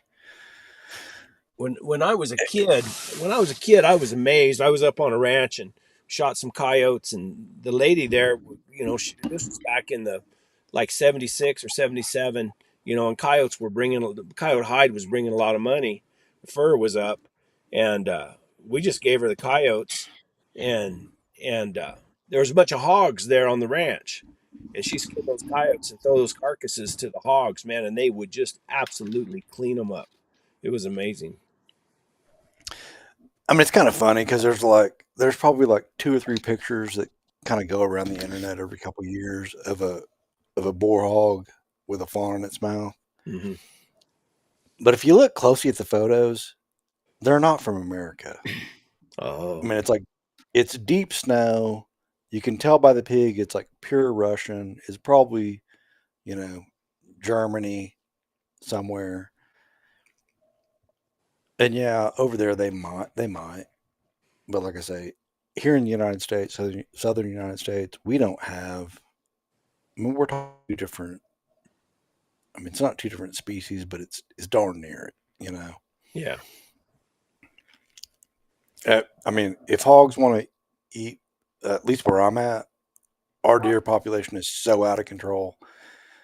If hogs want to eat fawns, have at it. Like, I don't know about you guys, but we have so many deer, it's ridiculous. It's almost becoming a problem, but nobody will address it because of the revenue that deer hunting brings in or whatever, but it's going to become a problem What because honestly, like our deer population is out of control. what do you think has caused that? I mean, uh, I would say the biggest part is that we just don't have the hunters we used to have. Really? I remember when I was a kid opening gun season, it sounded like Vietnam around my house, just the gunshots going off. And the last 10 years or so, opening morning, you just don't hardly hear the shots you used to. I mean, a lot of people, of course, a lot of people deer hunt, but they don't deer hunt like they used to. People who used to hunt for meat, which thinned out does, young deer, and today everybody's hunting for trophies, and that doesn't thin the herd like hunting for meat does. Yeah. Is it because of the so much private property? You think people are getting a little bit greedy and charging, and people are like, "Well, I'm not going to pay." You're whining about your deer eating everything or being overpopulated, but you want me to. It's like Texas. Those guys in the old days, they told you to come down and kill everything you can, and they found out they can make some money on it. And people stopped going. Well, I mean, where I'm at, we're lucky enough we don't have that. That mentality hasn't crept up here. In southern Oklahoma, it has. Where we're at, it really that part hasn't really crept up here yet. It's going to come eventually. I mean, I think it's just the lowered numbers of people that want to hunt deer. They want to hunt does. I mean, they just want to hunt in general. I mean, Oh, gotcha. I mean, I don't know any statistics, but I would imagine that the number of deer tags sold in Oklahoma has gone down drastically over the last 20, 30 years. I'll be right It's back. just me guessing. All right. How many can you kill a year? I don't know because I don't really. I don't really. I mean, I think if you hunt muzzleloader, bow hunt, rifle hunt, I'd just be guessing because, like I say, I don't really follow all that much. But you probably kill 5 or 6. Gotcha. What about hogs? How many are you allowed? You might have already said it. Oh, I mean, we don't have. I mean, there's no season. Oh, you just I mean, go kill them like a coyote. Yeah, there's no limit. I mean, if you're hunting on private, I mean, there's no limit, private or public. You know, the only regulations is on public. You can only hunt hogs with a. You can only hunt hogs in a coinciding season by those rules. Ooh. So, like in Oklahoma, we have a year-long coyote season. So you can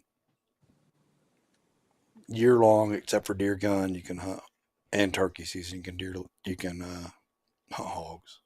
There's not a whole lot of regulation. There's more than there used to be. There's more than I'd like for there to be. But I mean, it's pretty open. Yeah.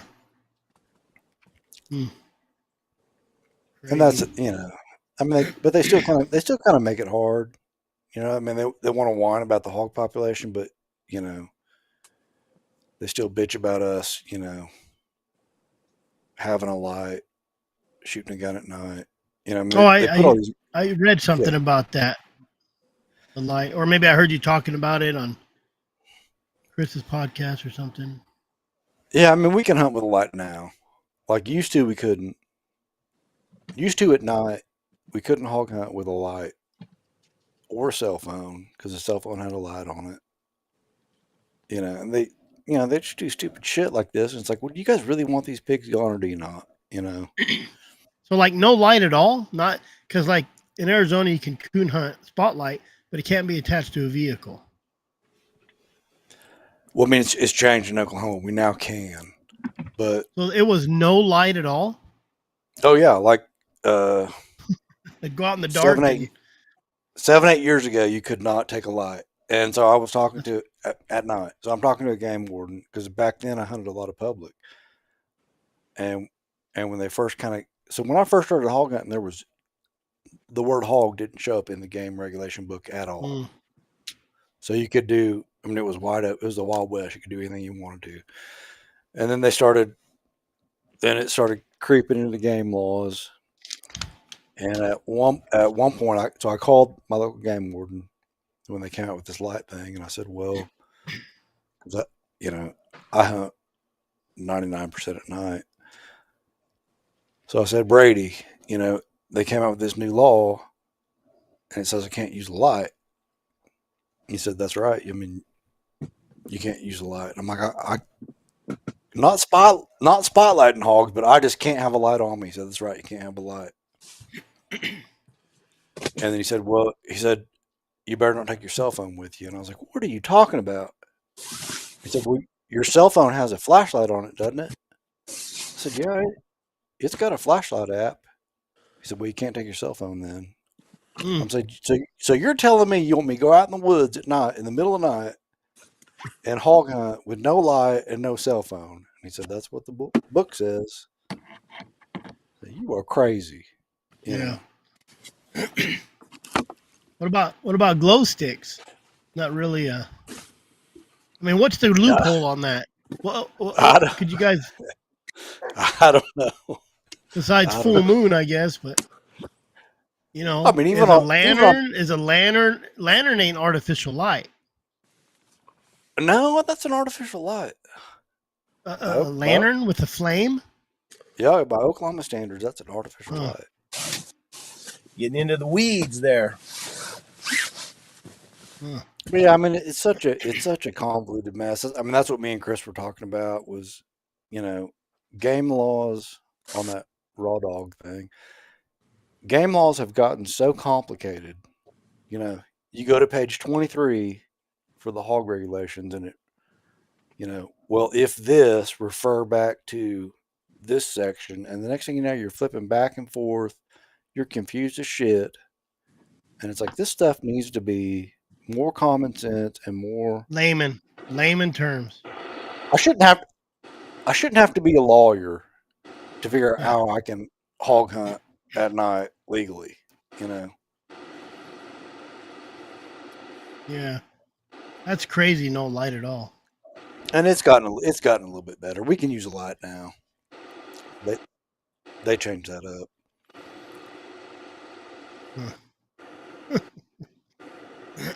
What you think, Benny?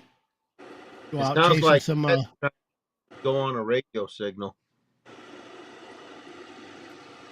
What's that? What's that? Like Brett's getting some static feedback. A bunch of Well, I static. don't. my laptop was going dead, so I plugged in this little power station I have.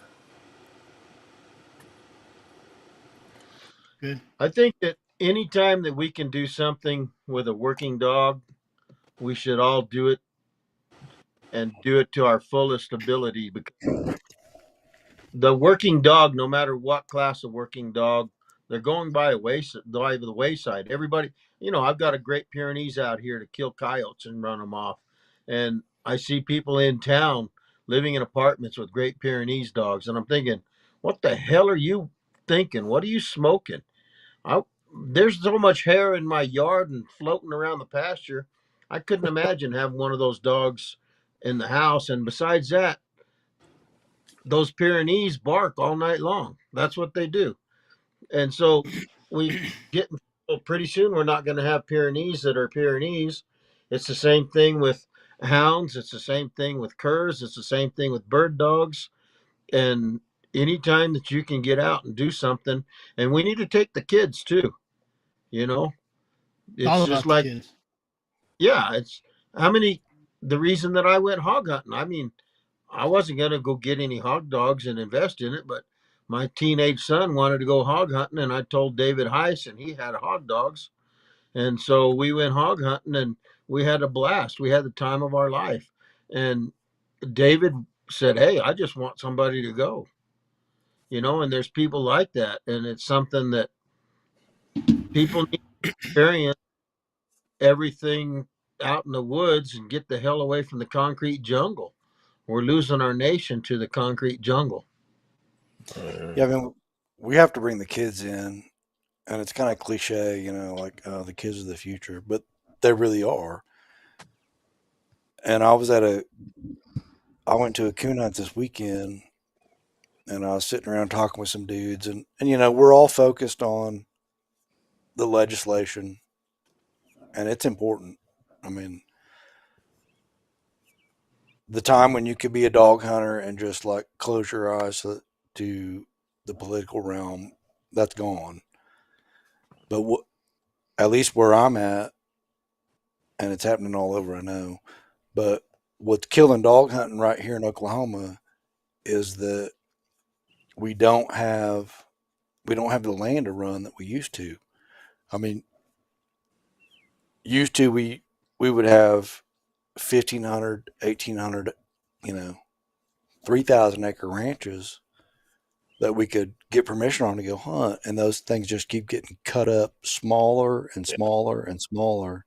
And every time we go, I mean, I can just see the difference in the last 10 years.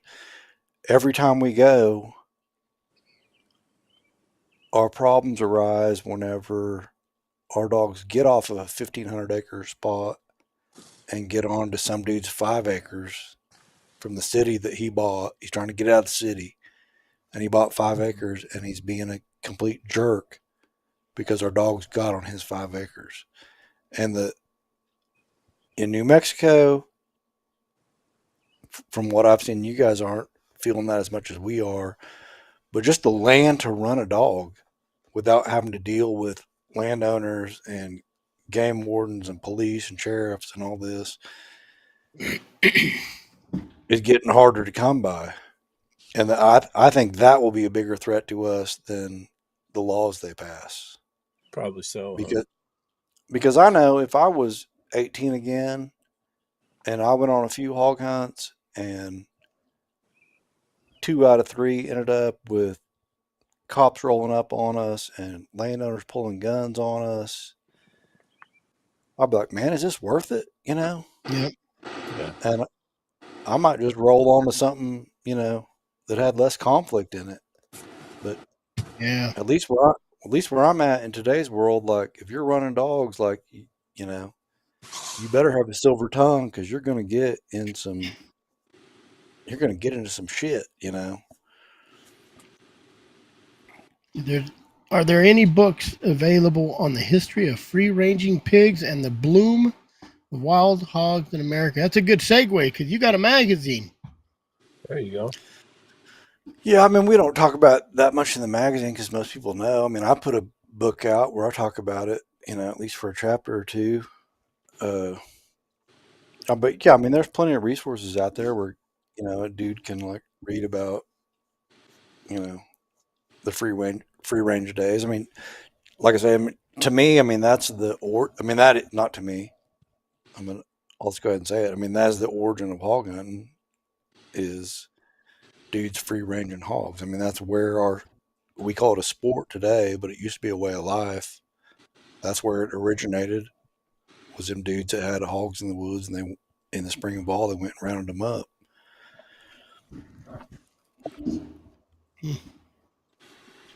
What's your magazine? Tuskers Magazine. How often does it come out? It's every 2 months, like most magazines today, just because the print A lot of work. magazine world. I mean, it's not really that it's a lot of work. I mean, the print magazine is kind of a dying breed. Yeah. Social media has kind of killed that. I mean, I grew up on that. I mean, the first of the month, you was running the mailbox, hoping that the full cry or the American Cooner was sitting there. Print magazines are kind of running an uphill struggle today just because people's attention spans have gotten Yeah. so much 15-second smaller. shorts. Mm-hmm. Yeah. They want 15 seconds or 5 seconds or, Do you So digitize it or do you do it digital anywhere? we do a digital magazine. Not that many people go for it. Like I said, I mean, it's social media. I mean, people want, you know, in the old days, if I had a really cool hunt, you know, my mindset was, oh, I'm going to write a story about this and send it to Bade Solid or maybe Full Cry Magazine and see if they'll put it in there and that'll be cool. Today, everybody, I mean, they just, throw a few pictures up on social media and then it's kind of got that done. Yeah. It's going to reach 74 people and whatever. But so, I mean, I'm in the print magazine business. It's not really a business, not a business in the sense that you're going to make money, but I think it's an important part of our culture and it's a part of our culture that's dying. And I hate to see it go because, Oh yeah. I mean, like I always say, I've got I got Full Cry magazines going back to the 50s. Uh, and, and I don't have any articles in those, but I got articles in magazines, going back and, those magazines get framed or they at least get stuck on the shelf. And I like to think, that maybe 20 years down the road or my grandkids are going to pick those up and be like, oh man, this was grandpa in a magazine. Mm-hmm. Who's going to be proud of a post that your grandpa made Yeah. on social media in 20 years? No, it's going to be You know, gone. that's with everything. Your phone, pictures on your phone. Everybody Oh has yeah, 4,000 pictures on their phone, but you go to their house and there's no photo album on the coffee table you can flip through. Hey, exactly. Like but YouTube videos live on forever. till YouTube is gone. So I had a good friend of mine died a couple years ago, and it was kind of a bad deal. He didn't die; he was murdered. Well, his family finally got his remains back, and they're getting ready to have a funeral. And his father messages me a week ago. I was like, "Hey man, we'd really like to have some photos from you and Colby way back when hog hunting." And I went through my photos and I was like, man, I don't have any. He's like, what do you mean you don't have any? I'm like, well, I ran over this phone and lost all my photos Mm. and they're gone. They're gone. It's like that's the oxymoron is in today's society. We take a million photos. We take photos of stupid stuff. Yep. But in the long picture, in the long, you know, the long view of things, we don't really have any photos because I lost a phone. And yeah, sure, if you Supposed to put them on the publish, cloud, and the cloud's going to last forever. yeah, I don't understand the cloud, and I don't do that. So, like when I ran over my phone, they were gone. They were gone. But I got real photographs, in photo albums going back to the 1910s. Yeah. So we have a million. We have a million photos, but do we really have them? We don't really have them. Not unless you get on Snapfish and print them all out and at least throw them in a box. And with Snapfish, they give you 100 prints a month for free. Just Yeah, print that's the 'em out. thing. Like I did that. On Yeah. that exact same thing you're talking about. I did that a few years ago. I signed up because I knew kind of the way things were going. So I signed up for that, and you can do like X amount of photos a month. Yep. And I probably did it for 2 or 3 months, and then got busy with life, stopped doing it, and it's like I say, it's kind of one of those oxymorons of modern day life that we take pictures of every damn thing we eat, but we're really not going to have any pictures going, in the future. No, because if somebody dies and you can't break into their phone, or they got a passcode, or you just can't find their phone, all those pictures are gone. Yeah, It's a sad that deal. It's a sad deal. You should. I mean, in situation, not saying that nothing could happen to him, but a guy probably should really back him up on some kind of hard drive, external hard drive or something. you should. I mean, you should, but how many people are? I know. I have mine on a cloud, and but who's But what to if say that crashes? Yeah, who's going to say that? Who's to say that cloud's going to last? Or what's going to, And that kind of goes back to like a deeper thing that I read. It's been a few months back, but this guy was proposing that,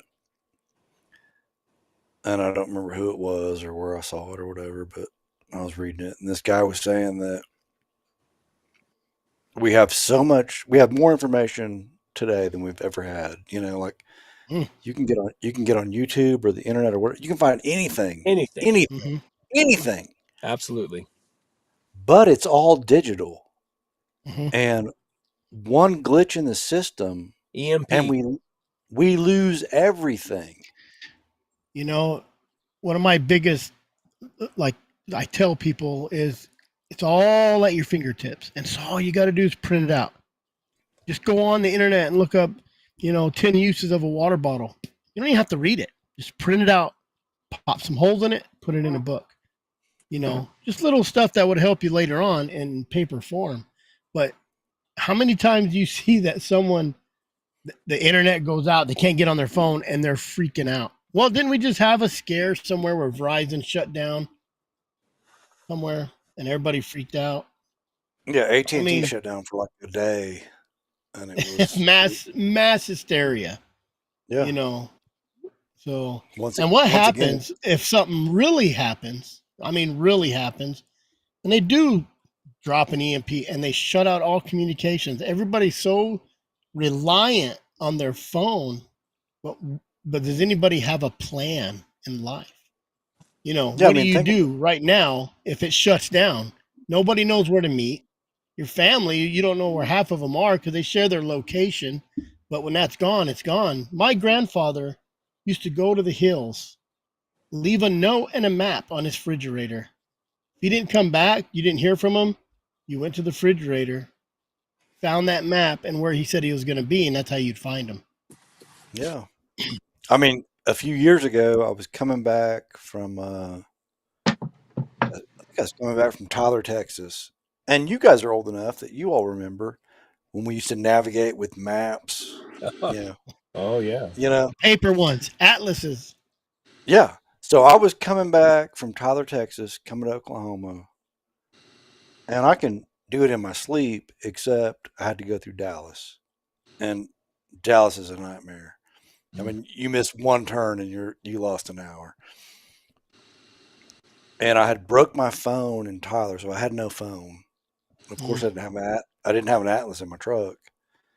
and I had to drive through Dallas with no atlas, and it was damn near impossible. And I was thinking after I finally got through it, I was like, I have done that 50 times, before cell phones were a thing. Mm-hmm. And it wasn't fun, but I could do it. So it's really easy to get reliant on this media, this information overload we have. And like I say, we all grew up without it, so we know different. There's a whole generation of people that have no clue of life without it. And it's not being reliant, it's an addiction. It's a horrible, horrible addiction of grabbing your phone. In the old days, me and my cousin were teenagers and we'd take off in the middle of nowhere. No cell phone. We ran out of gas, had to walk 9 miles one time, drink water out of a dirty canal. These days they're so addicted to that cell phone, and they are reliant, but it's just an addiction. People Yeah, cannot function without their cell phone in their hand. Oh, and then I, I, and we're all accustomed to talking to each other or hearing Mm-hmm. each other every single day. I remember when I used to work out of town, we'd leave and I'd call home once a week. That was it. Call home on Friday and say, well, I'm heading that way. And that was it. But now, man, if somebody can't get a hold of you every hour, they think you're lost or something's wrong. Or if I your was, I was, location goes off. I was telling my kids are all grown now, but when they were younger, I was telling them about when I was a teenager, and me and some buddies were driving through West Texas, and we was in, sure enough, West Texas, nowhere land, and our truck broke down in the middle of the night, and I was like, the truck broke down, so we just pulled over, slept outside, waited for the sun to come up, and we tried to hitchhike into town. What it was our radiator hose had busted. So I said, me and another dude tried to hitchhike into town, but nobody picked us up. So we walked, I think it was about 10 miles into this town, and bought a radiator hose and carried 2 5-gallon buckets of water back to the truck. And my kids were like, well, why didn't you just call somebody? And I said, cell phones were not a thing. That wasn't even a thing, There was no cell phone. And now, like, I'll get up in the morning probably about once a week. I'll get up, get dressed for work, and head out and get part of the way to work, and then realize I lost my phone or left my phone at home. And And it's like, I gotta drive back and get my phone. Yeah. Like, it's impossible to leave my phone at home all day. Yeah. Can you imagine though leaving your phone somewhere and then like if my wife's trying to get a hold of me or somebody, Oh boy. it would be a search party because they can't Yeah. get a hold of me in the next 2 hours on my phone. Yeah. How old are you, Ed? I'm 50. Okay. How Damn, old are I'm you? the youngest. How old are you, Benny? 90 or what? 64. Well, I'm 62. Yeah. I'm 49. I'm curious, since we all have so many What? Whoa, God. 2 at a What happened time. there? I know. Asked What everybody the how heck? old they were, and we lost them all. I know. That was crazy. Wow, what happened to them? I don't know. Usually it's me that pops off. My batteries were going dead. That's why I left a minute ago to get the charger to hook up the laptop to make it. They were getting too much of attention. It's our turn now. Benny was just about to put some That really, really good stuff on us. Oh yeah, he does that. I think it does that on purpose. He sits there and concentrates and thinks about it. Yeah. And then I think and then he's like, I'm gonna start something and I'm just gonna jump off. Jesus.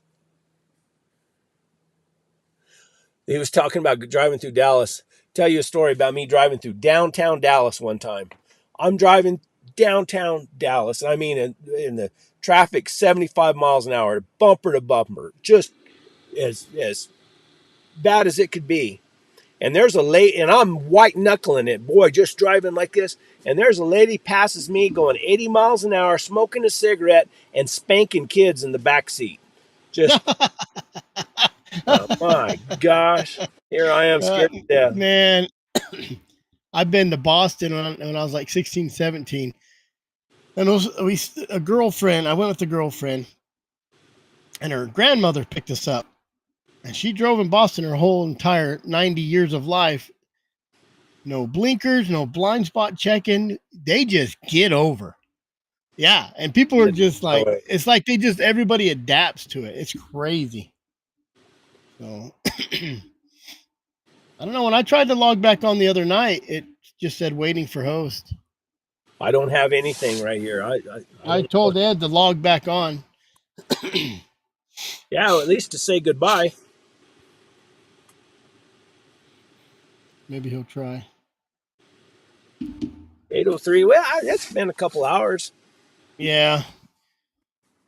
Starting to get a little chilly up here. I'm up in pretty high elevation now in the pine trees. That's why. So let's see, who was it? Tim was asking if he was in a tent. Yes, he's in the tent, camping out in the middle of nowhere with his. Is it? I mean, this technology. This is just amazing to me. I mean, there's no AC power out here, nothing, and I've got satellite internet, and of course, I got a real nice solar system in my trailer, and that's where I got my Elon Musk Starlink hooked up, and then I got that little EBL. I was anxious to see how this worked, just because it kind of opened up the world to me now. Maybe we were talking about cell phone power now, and their cell phones. Oh no, Ed was on a laptop. Yeah, he looked like he was set up. I don't know. Who knows how this stuff works? And I was going to talk about his knives. Ed makes knives. Yeah, he's got a knife. He's got a website where he makes knives, and his Tuskers Magazine, and I teased him one time. I said, "Man, if they were going to give a hog hunter a voice, that's the voice they would give him." Yep, right there. That's what we told old Chris Powell when he was on. Yeah, just got that big old deep voice with that southern. Yep. Real calm. He talks a lot of smack on Facebook. I thought he'd be louder. Yeah, that voice on Facebook is different than that voice in person. There's Benny. I don't know what happened. Neither do we, Benny. I don't know how we're still on. You and Ed just flew out of here. Maybe they're both undercover. Anyone buying real estate? Yep. It's too expensive. Too expensive. I invest in real estate regularly. There's Benny. I don't know what happened. He has a hunting. Finally made it. Well, you're late, buddy. Well, what do you think, Mr. Chris? Well, I don't see Ed getting back on yet. He hadn't answered me either. He might be trying to get. You know what? It just might be some glitch. I know we have a rendezvous August 25th. We'll put that out there again. Steak dinner. It is going to cost $10 a car because unless you guys want to stay and help clean up, you're going to pay for it. So that just goes to the volunteers, probably cleans up all your guys' whiskey bottles and dog crap. Supposed to have live music. I said, we need somebody to pick a banjo and string a violin, a fiddle. Jeremy's coming out. Louisiana Hunting said he's going. I'd bring my guitar, but I don't want to ruin everybody's stay. Jason from W is going to try to make it out. So he'll be signing kids, people's babies. Signing their babies. Babies or boobies, whatever works. What else we got going on? Go check out we had a podcast come out with Mark Booth. That's a really good podcast. It started out deer hunting, and this guy came to Arizona to hunt. He hunted with Mike Bency. Big guy, 300-pounder, 290 when he got here. He lost 50 pounds. Talks about he should have bought oxygen, but he was too tough to buy oxygen and wish he would have bought oxygen. They was at a high. He was in Arizona, right? And they got snowed. They got snowed on in the like a freak storm. Yeah, I think it was a pretty rough trip for everybody. Yep. So says he loved the heck out of it. So went home early actually, and got home, got over the being on a mule for what was he out there for? I don't Was it know. 5 days? I don't think he was there for that long. I think I he was think he was supposed to be 7, maybe, and he only did 5. something I like know that. he went home a couple. The guy he dresses up. That's why I found him. I seen a post and he said, kind of like F line hunting dry ground. I have respect for you guys now. You know, a lot of those, tailgate the tree or snow hunts, that they just real quick catch them on video. I'm not saying it's easy, but you get out there dry ground and man, and that's twice. That's 2 guys. Johnny. Well, and I think that there's a misconception about, I mean, dry grounding. I mean, you can dry ground and like you're snow hunting. I mean, if Mm-hmm. the only thing you're going to call it is dry grounding, yeah, this dog, this dog can catch a lion on dry ground or whatever. I I mean, it's a style of hunting that's so much different. You go to a likely area that you saddle up a mule or a horse and you put a bunch of dogs on the ground and you ride through the country, and it's just a different style, I think. It says waiting for host. It did the same thing the other night. I don't have anything showing up. I wish I did. Ed did it to me the other night. We are glad to have had you on. We'll get you on again. Yeah, thanks, Probably Ed. have, I really wanted to talk to you. I had some more questions for you, but I think you'd have to restart your program to get them back on. yeah, So, and it's been a couple hours. yeah, we've already been 2 hours, so Yeah. We already had to hear your big mouth on Chris Powell's podcast. yeah, go over and Ed's. What did he say? His dog, the Oh, Dogman. Dogman on, and I think it's on Yeah. the Houndsman XP, or what do they call their platform now? The Man, I thought I signed up for his. How? Yeah, it might be on. Come on, Chris. Where's Dogman at? it's on Is it performance, on the high network or is performance, it on? Yeah, extreme Extreme performance, Performance extreme performance Outdoor platform. Network. Let me see. Years training. I think I see him running big dogs. Chris has a business card of the young man from Earn Your Spurs. His name is Chase. I do have. Where is it? I might have that right. I just seen it. Gosh dang it! I Which do. one? The 12-year-old that makes the The knives? knives. Yeah, Chase. I got one of his knives. Yep. We'll have to post his link. I have his card some. Hey, we got Mike Leonard in here. Mike There it Leonard is. says I found it. Mike Leonard says Warner Glenn correctly calls it bare ground. 916's knives. That's a 916 ranch up there. Sorry, Ed. This kid's like 12 years old and he's your competition. So you might want to just hire him out and buy him out now. What else we got going on? We can't get Ed back on. Ed did this last time. I know, it's a shame. If this program keeps doing this, I'll switch to, what do you use? Riverside? I use StreamYard, and I just upgraded from the free version. Gave me a lot of stuff. I just updated like $15 a month, and I get 10 seeds, 2 administrators, all kinds of. I get 40 hours of. They save my stuff. Oh, I can do all kinds of stuff on this. I just don't know how to do it. This Maybe is you should just go. Yeah. This is the paid version. I just don't know how to do it all. General, account, stream, recording, screen sharing. Yeah. We're lucky we stay on this long without breaking something. Especially considering where I'm at.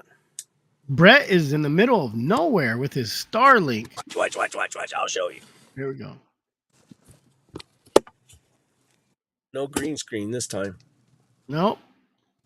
It might look like a green screen, but it is not. Coming to you live from the middle of nowhere. And if you could find him and go visit him right now, he'll give you a tumbler. Nobody knows where I'm at. Nope. Except your wife. Yeah, she's got a GPS coordinates. She got a tracker. Yep. Well, Brett. Yes, sir. Can you hear me? Yep. I think we had a good show. Missy. Hello, Missy. Goodbye, Missy. Thanks for Missy's always there. Super fan. Yep, she's super fan. She's a good one. Tim, Brett got one of him for Mother's Day. Tim, are you coming down to the rendezvous? Brett, you should. If you're not scared.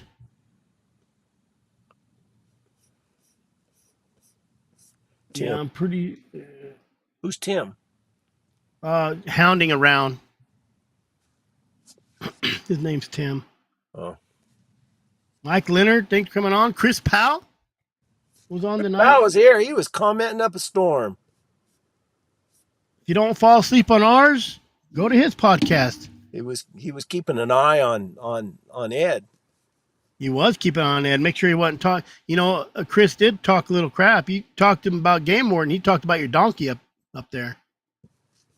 He said every time you remind him of being a game warden, he'll remind you of you ride a donkey. I know it's a mule. I tried to correct him as a mule. I didn't call him a fish cop. Maybe you should call him a fish cop. I am from now on, just because he was calling me riding about a donkey. At least he has a good sense of humor. He just developed that after he retired. Anybody have any comments? Anybody have any questions before we get off? We can't get Ed Barnes back on. Something's going on. Yeah, that's a shame. All right, guys. What do you think, Chris?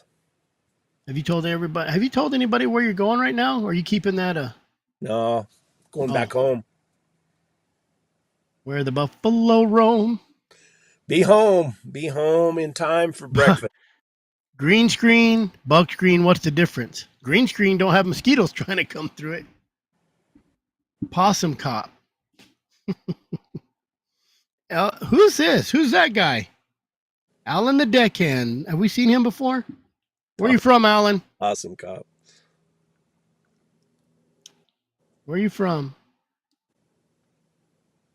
Hounding around. Gonna try it. He's gonna try to. What's he? Where are you from? Where's he at? Idaho or something?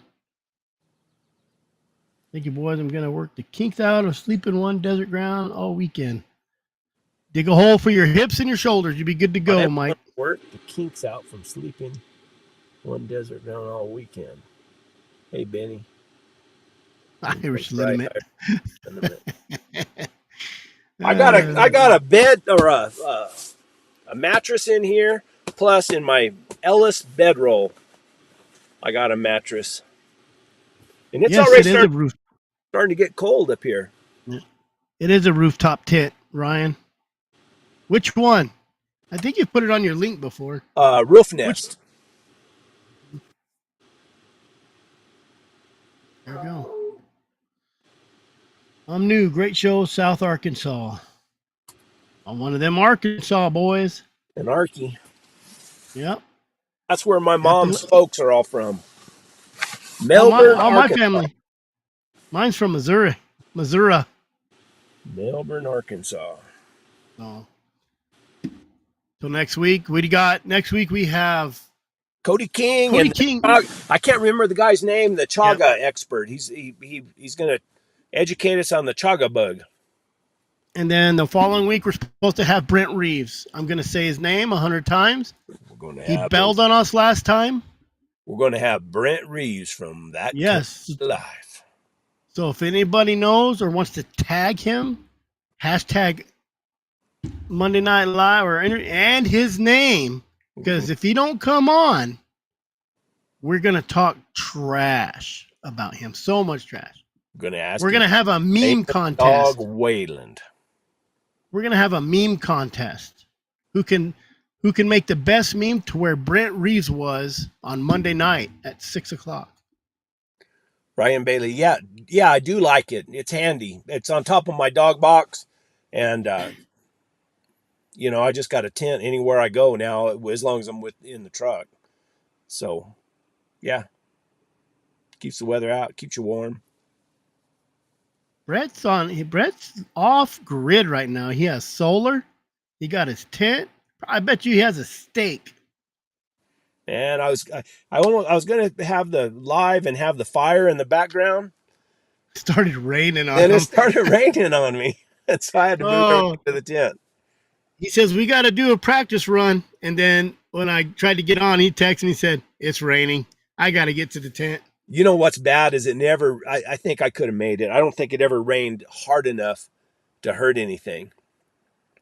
So You need one of those little just pop up the little 10x10 pop up. I'm too lazy to do anything like that. Oh yeah, that's pretty true. You could have hit in the trailer too. That'd have been. What I like about this thing, I pop it up and man, I can take it down and I'm out of here in no time. Yep. It's real easy. All right, guys. What you say? Hasta luego. That's what I say. Onward and upward. Thanks, guys, for showing up. Thanks, Ed Barnes. Come back next Monday. Yeah, thanks, Ed. Sorry it cut you off. I have no idea why it did it. Usually I'm the one that gets cut off, and I think Brett sometimes just kicks me off because I run my mouth too long. There's the dog. There's my dog. Says, "Come feed us." All right, guys. See All if I can figure out how to turn this thing off. Chris, we'll see you later. Laters.